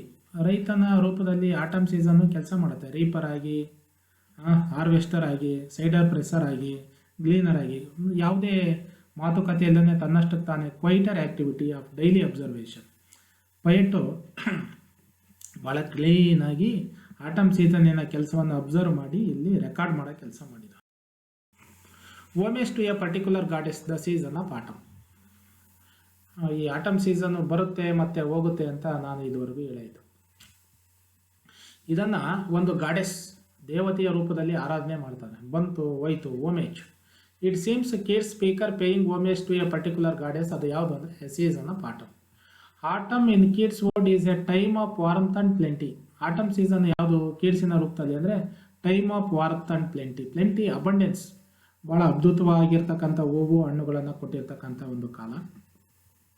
ಸೂರ್ಯನ ಜೊತೆಗಿರತಕ್ಕಂಥ ಇದಾಗಿರೋದ್ರಿಂದ ವಾರ್ಮ್ ಆಗಿರ್ತಕ್ಕಂಥ ಒಂದು ಕಾಲ. It is perched on the brink of the winter's desolation. ಅದು ಚಳಿಗಾಲದ ಕೊಂಬೆಯ ಮೇಲೆ ಕೂತಿದೆ, ಇನ್ನೇನು ಚಳಿಗಾಲಕ್ಕೆ ಎಂಟ್ರಿ ಆಗುತ್ತೆ ಅನ್ನೋ ರೀತಿಯಲ್ಲಿ ಇದೆ. ಜೇನುನೊಣಗಳು ಎಂಜಾಯ್ ಲೇಟರ್ ಫ್ಲವರ್ಸ್. ಆಟಮ್ ಸೀಸನಿನ ಲೇಟಾಗಿ ಅಳ್ತಕ್ಕಂಥ ಹೂಗಳನ್ನು ಬೀಸು ಎಂಜಾಯ್ ಮಾಡ್ತವೆ, ಅದರಲ್ಲಿರ್ತಕ್ಕಂಥ ಹನಿಯನ್ನು ಸಕ್ ಮಾಡ್ತವೆ. ಹಾರ್ವೆಸ್ಟನ್ನು ರೈತರು ಗ್ಯಾದರ್ ಮಾಡ್ತಾರೆ, ಸುಗ್ಗಿ ಮಾಡ್ತಾರೆ ಫೀಲ್ಡ್ಸಲ್ಲಿ. ಲ್ಯಾಂಬ್ಸು ಆಡ್ತವೆ, spring and new full grown and in the final line of the poem swallows birds ಆಕಾಶದಲ್ಲಿ ಆರ್ತಾ ಸೇರ್ತಕ್ಕಂಥದ್ದು, ಅದರ ಮ್ಯೂಸಿಕನ್ನು ತೋರಿಸೋದು. The understated sense of inevitable loss in that final line makes it one of the most moments in all the poet. Understated sense of inevitable loss, ಕೊನೆಯ ಲೈನಲ್ಲಿ ಹೇಳಿರ್ತಕ್ಕಂಥ understated sense, ಅದನ್ನು ಸ್ವ್ಯಾಲೋ ಬರ್ಡ್ಸು ಆಕಾಶದಲ್ಲಿ ಸೇರ್ತವೆ ಅಂದರೆ ಅರ್ಥ ಏನು ಅಂದರೆ ದಿನ ಕೊನೆಗೊಳ್ತಾ ಇದೆ ಅಂತ ಅರ್ಥ. ದಿನ ಕೊನೆಗೊಳ್ತಾ ಇದೆ ಅಂತ ಅಷ್ಟೇ ಅರ್ಥ ಮಾಡ್ಕೊಳ್ಳೋದಲ್ಲ, ಅಂದರೆ ಒಂದು ಜೀವ, ಒಂದು ಫಲದಾಯಕವಾಗಿರ್ತಕ್ಕಂಥ ಸೀಸನ್ನು, ಗಿಡ ಮರದ ಪ್ರತಿಫಲ ಕೊನೆಗೊಳ್ತಾ ಇದೆ ಅಂತಕ್ಕಂಥ ಭಾಳ ಪ್ರೆಗ್ನೆಂಟ್ ಆಗಿರ್ತಕ್ಕಂಥ ಲೈನ್. ಅದು ಅಂಡರ್ಸ್ಟೇಟ್ಮೆಂಟ್ ಲೈನು. ಏನನ್ನ ಹೇಳ್ಬೇಕಾಗಿದೆ ಅದನ್ನು ಭಾಳ ಕಡಿಮೆ ಹೇಳುತ್ತೆ ಅನ್ನೋ ರೀತಿಯಲ್ಲಿ ಕಾಣುತ್ತೆ. ಅದು ಇನೆವಿಟಬಲ್ ಲಾಸನ್ನು ತೋರಿಸುತ್ತೆ. ಅದು ಒಂದು ಮೂವಿಂಗ್ ಕೀಟ್ಸಿನ ಒಂದು ಅದ್ಭುತವಾದ ಶಕ್ತಿಯನ್ನು ತೋರಿಸುತ್ತೆ. ಹೇಳಕ್ಕೆ ನೋಡಿದರೆ ದಿನ ಕೊನೆಗೊಳ್ತು ಅಂತ ಹೇಳಿದರೆ ಸಮಯ ಕೊನೆಗೊಳ್ತು, ಒಂದು ಸೀಸನ್ ಕೊನೆಗೊಳ್ತು, ಸೌಂದರ್ಯವಾಗಿರ್ತಕ್ಕಂಥ ಒಂದು ಕಾಲ, ಸಂತೋಷದ ಕಾಲ ಕೊನೆಗೊಳ್ತು ಅನ್ನೋದನ್ನು ಹೇಳೋ ಪ್ರಯತ್ನ ಮಾಡ್ತಾರೆ. It can be read as a simple uncomplaining summation of the entire human condition. ಅಂದರೆ ಮನುಷ್ಯನ ಅಂತ್ಯವನ್ನು ಹೇಳುತ್ತೆ. ಸೂರ್ಯ ಉದಯ ಆಗೋದ್ರಿಂದ ದಿನ ಪ್ರಾರಂಭವಾದಂತೆ ಸಂತೋಷದಿಂದ ವ್ಯಕ್ತಿಯ ಹುಟ್ಟಿನೊಂದಿಗೆ ಜೀವನ ಪ್ರಾರಂಭವಾಗಿ ಅವನ ಕೊನೆಯ ಕಾಲ, ಸಾವಿನ ಕಾಲದಲ್ಲಿ ಬೇರೆಯವರು ದುಃಖ ಪಡೋ ರೀತಿ ಇರುತ್ತೆ. ಈ ರೀತಿಯ ಒಂದು ಜೀವನದ ಜರ್ನಿಯನ್ನು ತೋರಿಸೋ ರೀತಿಯಲ್ಲಿದೆ. Despite the coming chill of the winter, the last warmth of the autumn provides Keats speaker with the ample beauty to celebrate. ಇಷ್ಟೆಲ್ಲ ದುಃಖದ ಸನ್ನಿವೇಶ ಪಯಮಿನ ಕೊನೆಯಲ್ಲಿ ಸೃಷ್ಟಿಯಾದ್ರೂ, ಅಂದರೆ ಸಾವಿನ ಸಂಕೇತವನ್ನು ಪಯಮು ಕೊನೆಯಲ್ಲಿ ಸೂಚಿಸಿದ್ರೂ ಈ ಸೀಸನನ್ನು ಸೆಲೆಬ್ರೇಟ್ ಮಾಡ್ತಾರೆ, ಅದ್ದೂರಿಯಿಂದ ವೈಭವೀಕರಣ ಮಾಡ್ತಕ್ಕಂಥ ಕೆಲಸವನ್ನು ಪಯಟ್ಟು ಮಾಡ್ತಾರೆ. ಏನೇನಾಗುತ್ತೆ ಅನ್ನೋದನ್ನು ಇನ್ನೊಮ್ಮೆ ನೋಡೋದಾದರೆ, ಫಸ್ಟ್ ಸ್ಟ್ಯಾಂಜಾದಲ್ಲಿ the poet describes the cottage and its surroundings. ಒಂದು ಕಾಟೇಜ್ ಇದೆ, ಒಂದು ಜಮೀನಿನ ನಡುವೆ ಒಂದು ಕಾಟೇಜ್ ಇದೆ, ಗುಡಿಸಲಿದೆ. ಆ ಗುಡಿಸಲಿನ ಸುತ್ತ ಗಿಡ, ಮರ, ಹಣ್ಣು ಇದೆಲ್ಲ ಇದೆ, ಬೆಳೆ ಇದೆ, ಅದರ ಚಿತ್ರಣವನ್ನು ಕೊಡ್ತಾರೆ. ಸೆಕೆಂಡ್ ಸ್ಟ್ಯಾಂಜಾದಲ್ಲಿ the agrarian ants the goddess in the second season. ಅಂದರೆ ರೈತ ಒಂದು ಗಾಡೆಸ್ ರೂಪದಲ್ಲಿ ಎರಡನೇ ಸ್ಟ್ಯಾಂಜಾದಲ್ಲಿ ಹಾರ್ವೆಸ್ಟರ್ ಆಗಿ, ಥ್ರೆಷರ್ ಆಗಿ ಕಾಣಿಸ್ಕೊಳ್ತಾರೆ. ಮೂರನೇ ಸ್ಟ್ಯಾಂಜಾದಲ್ಲಿ and the locales of the natural creatures, ಪ್ರಾಣಿ, ಪಕ್ಷಿ, ಗಿಡ, ಮರಗಳ ಒಂದು ಚಿತ್ರಣವನ್ನು ಮೂರನೇ ಸ್ಟ್ಯಾಂಜಾದಲ್ಲಿ ಕೊಡ್ತಾರೆ. Keats speaker is able to experience these beauties in a sincere and meaningful. So ಪಯಮಲ್ಲಿ ಸ್ಪೀಕರು ಈ ಬ್ಯೂಟಿಯನ್ನು, ಈ ಪ್ರಕೃತಿಯಲ್ಲಿರ್ತಕ್ಕಂಥ ಸೌಂದರ್ಯವನ್ನು ಚೆನ್ನಾಗಿ ಆರಾಧನೆ ಮಾಡ್ತಾ ನಮ್ಮ ಮುಂದೆ ಭಾಳ ಪ್ರಾಮಾಣಿಕವಾಗಿ, ಸಿನ್ಸಿಯರ್ ಆಗಿ, ಅರ್ಥಪೂರ್ಣ ಮಾಡ್ತಾರೆ. ಸೊ ಈ ಪಯಮ್ ಯಾವುದ್ರ ಬಗ್ಗೆ ಇದೆ ಅಂದರೆ accepting the passage of the time. ಸಮಯವನ್ನು ಪ್ರಾರಂಭದಿಂದ ದಿನದ ಕೊನೆಯವರೆಗೆ ಮೂವ್ ಆಗ್ತಕ್ಕಂಥದ್ದನ್ನು ಅಕ್ಸೆಪ್ಟ್ ಮಾಡೋ ರೀತಿ ಇದೆ. The image of autumn winnowing and harvesting recalls the earlier Keats poems in which the activity of harvesting is an explicit metaphor for artistic creation. Autumn ಒಂದು ರೀತಿಯ metaphor ಆಗಿ develop ಆಗಿ ಮುಂದುವರ್ಸ್ಕೊಂಡು ಹೋಗ್ತಾರೆ. ಮುಂದೆ ಅಂತ್ಯ ಬರುತ್ತೆ, ಭಾಳ ಸುಂದರವಾಗಿರೋದಕ್ಕೆ ಒಂದು ಕೊನೆ ಬರುತ್ತೆ, ಮೀನಿಂಗ್ಫುಲ್ ಆಗಿರ್ತಕ್ಕಂಥ ಲೈಫ್ಗೆ ಡೆತ್ ಬರುತ್ತೆ ಅನ್ನೋದನ್ನು ತೋರಿಸ್ತಾರೆ. Coming loss that permeates the poem confronts the sorrow underlying the seasons creativity. Permeates ಮುಂದೆ ಏನು ಬರುತ್ತೆ ಅನ್ನೋದನ್ನು ತೋರಿಸುತ್ತೆ. ನೋಡಿ, ಕೀಟ್ಸು ಪ್ರಾರಂಭದಲ್ಲೇ ಅವನ ಲೈಫನ್ನು ನೋಡಿದ್ವಿ. ಅವನು ಟ್ಯೂಬರ್ಕ್ಯುಲೋಸಿಸ್ ಇಂದ ಸಫರಿಂಗು, ಡಿಸಪಾಯಿಂಟ್ಮೆಂಟ್ ಇದ್ರೂ ಸುಂದರವಾಗಿರ್ತಕ್ಕಂಥ ವಸ್ತುಗಳನ್ನು ನೋಡಿ ಸಂತೋಷ ಪಡ್ತಾ ಇದ್ದ. ಅಂದರೆ ಅವನ ಜೀವನ ಬೇಗ 26ನೇ ವರ್ಷಕ್ಕೆ ಸಾವು ಬರ್ತಾ ಇದೆ ಅಂತ ಗೊತ್ತಿದೆ ಅವನಿಗೆ, ನನ್ನ ಜೀವನದ ಅಂತ್ಯ ಬರ್ತಾ ಇದೆ ಅಂತ, ಆದರೂ ಸಂತೋಷ ಪಡ್ತಾನೆ. ಅಂದರೆ ಅನಿವಾರ್ಯದ ಅಂತ್ಯವನ್ನು ಈ ಪಯಮಲ್ಲಿ ತೋರಿಸೋದು. When the atoms harvest is over the fields will be ಬೇರ್. ಹಾರ್ವೆಸ್ಟ್ ಮುಗೀತು ಅಂದರೆ, ಸುಗ್ಗಿ ಮಾಡಿದರೆ, ಬೆಳೆ ಕಟಾವು ಮಾಡಿದರೆ, ಜಮೀನೆಲ್ಲ ಖಾಲಿ ಖಾಲಿ, ಅಲ್ಲಿ ಫ್ಲವರ್ಸ್ ಇರಲ್ಲ. ಹಣ್ಣುಗಳಿಂದ ಜ್ಯೂಸ್ ಮಾಡಿದರೆ ಅಲ್ಲಿನ ಸಿಪ್ಪೆ ಮಾತ್ರ ಉಳಿಯುತ್ತೆ. ಆಕಾಶದಲ್ಲಿ ಪಕ್ಷಿಗಳು ಇರಲ್ಲ ಆಡೋಕ್ಕೆ, ಅಲ್ಲಿ ಹಣ್ಣುಗಳಿಲ್ಲ, ಹೂಗಳಿಲ್ಲ, ಪಕ್ಷಿಗಳು ಕಾಣಿಸಲ್ಲ, ಕಣ್ಮರೆ ಆಗ್ಬಿಡ್ತಾವೆ. ಹಾಗಾಗಿ ಎಂಟಿ ಆಗಿಬಿಡುತ್ತೆ. ಅಂದರೆ ದುಃಖದ ಒಂದು ಇದು ಬರುತ್ತೆ, ಪಾಸಿಂಗ್ ಆಫ್ ಟೈಮ್ ಬರುತ್ತೆ ಅನ್ನೋದನ್ನು ತೋರಿಸ್ತಾರೆ. But the connection in this harvesting to the seasonal cycle softens the edge of the tragedy. ಆದರೆ ಇಷ್ಟೆಲ್ಲ ದುಃಖಮಯವಾಗಿರೋದು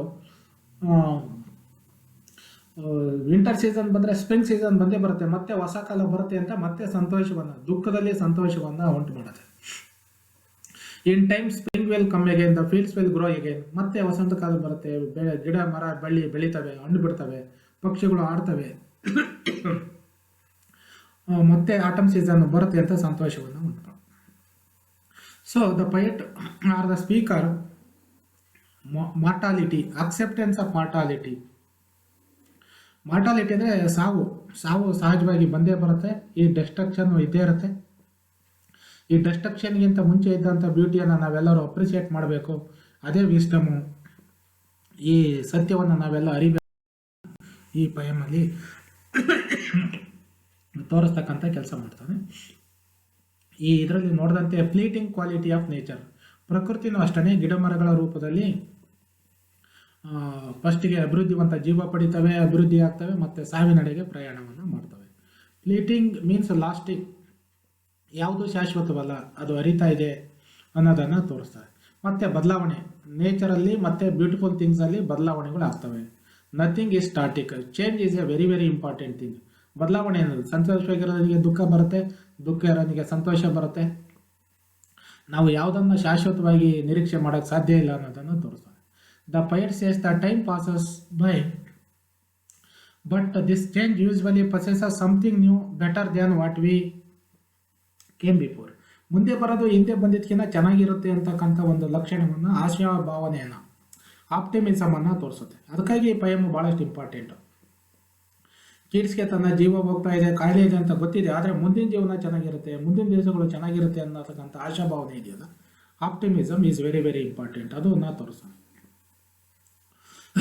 the particular season is indeed fleeting as it last for a very short span of. ಈ season ಸ್ವಲ್ಪ ಸಮಯದವರೆಗೆ ಮಾತ್ರ ಇರ್ತಕ್ಕಂಥದ್ದು, 2 ತಿಂಗಳು 3 ತಿಂಗಳು ಇರೋದು, ಆಮೇಲೆ ಕೊನೆಗೊಳ್ತಾವೆ. By the end of the poem, speaker recognizes the autumn's particular beauty. ಈ ಪಯಮಿನ ಕೊನೆಗೆ ಬಂದಂತೆ ಪೊಯೆಟು ಆಟಮ್ ಸೀಸನ್ನಿನ ಬ್ಯೂಟಿ ಆಗಿದೆ, ಮ್ಯೂಸಿಕ್ ಆಗಿದೆ ಅನ್ನೋದನ್ನು ತೋರಿಸ್ತಾನೆ. ವೈ ಮೌನ್ the lush landscape of spring and summer when autumn has its own music. ಜನರಿಗೆಲ್ಲ ಹೇಳ್ತಾನೆ, ಸ್ಪ್ರಿಂಗ್ ಸೀಸನಲ್ಲಿ ಮಾತ್ರ ಬ್ಯೂಟಿ ಇದೆ, ಮ್ಯೂಸಿಕ್ ಇದೆ ಅಂತ ಅಂದ್ಕೋಬೇಡಿ. ಈ ಒಂದು autumn season has its own music, enjoy it. Autumn ಸೀಸನಲ್ಲದು ಅದರದೇ ಆದ ಬ್ಯೂಟಿ ಇದೆ, ಮ್ಯೂಸಿಕ್ ಇದೆ, ಎಲ್ಲ ಇದೆ, ಅದನ್ನು ಎಂಜಾಯ್ ಮಾಡಿ, ಯಾರೂ ಅದಕ್ಕೆ ದುಃಖ ಪಡೋದು ಬೇಡ ಅಂತಕ್ಕಂಥ ಒಂದು ಆಪ್ಟಿಮಿಸ್ಟಿಕ್ ನೋಟನ್ನು ಈ ಪಯಮಲ್ಲಿ ಪ್ರೆಸೆಂಟ್ ಮಾಡ್ತಾರೆ. Keats creates a parallel between the cycles of decay in natural world with the inevitability of death of mankind. This ಭಾಳ ಪ್ಯಾರಲಲಿಸಮ್ ಅನ್ನು ತರ್ತಾರೆ. ಪ್ರಕೃತಿನಲ್ಲಿ ಯಾವ ರೀತಿ ಗಿಡ ಮರ ಹಣ್ಣು ಸಸ್ಯಗಳು ಹುಟ್ಟಿನಿಂದ ಸಾವಿನವರೆಗೆ ಪ್ರಯಾಣ ಮಾಡ್ತವೆ, ಅದೇ ರೀತಿ ಮಾನವ ಮ್ಯಾನ್ಕೈಂಡ್ ಅವನ ಹುಟ್ಟಿನಿಂದ ಅವನ ಜರ್ನಿ ಸಾವಿನ ಕಡೆಗೆ ನಡೆಯುತ್ತೆ. ಸೂರ್ಯ ಸನ್ ರೈಸಿಂಗಿಂದ ಪ್ರಾರಂಭವಾಗಿ ಡೇ ಸನ್ ಸೆಟ್ಟಿಂಗಿಂದ ಎಂಡ್ ಆಗುತ್ತೆ. ಲೈಫ್ ಬಿಗಿನ್ ಆಗುತ್ತೆ and it ends with death. Similarly birds, plants, flowers ಹುಡ್ತವೆ, ಸಾಯ್ತವೆ. ಈ ರೀತಿಯ ಒಂದು ತೋರಿಸ್ತಕ್ಕಂಥ ಪ್ರಯತ್ನವನ್ನು ಮಾಡ್ತಾರೆ. ಇದರ ಜೊತೆಗೆ ವರ್ಡ್ ಪಿಕ್ಚರ್ ಇದೆ, ಅಂದರೆ ಆಟಮ್ ಸೀಸನಿನ ಪಿಕ್ಚರು, ಅದರ ಮ್ಯೂಸಿಕ್ಕಿನ ಪಿಕ್ಚರು, ರೈತನ ಪಿಕ್ಚರು, ಗಿಡ ಮರಗಳ ಪಿಕ್ಚರು, ಹೀಗೆ ಪೊಯೆಟ್ಟು ವರ್ಡ್ ಪಿಕ್ಚರ್ಸನ್ನು ತೋರಿಸ್ತಾನೆ. ಹಾಗಾಗಿ Keats is A master of word pictures. ಈ ಚಿತ್ರಗಳನ್ನು, ಇಮೇಜಸನ್ನು ತನ್ನ ಪಯಮಲ್ಲಿ ಕ್ರಿಯೇಟ್ ಮಾಡೋದ್ರಲ್ಲಿ ಭಾಳ ಮುಖ್ಯವಾಗಿರ್ತಕ್ಕಂಥ ಒಂದು ಕೆಲಸವನ್ನು ಮಾಡ್ತಾವೆ. ನೋಡಿ, ಈ ಪಯಮಿನ ತುಂಬೆಲ್ಲ ವರ್ಡ್ ಪಿಕ್ಚರ್ಸ್ ಇದೆ.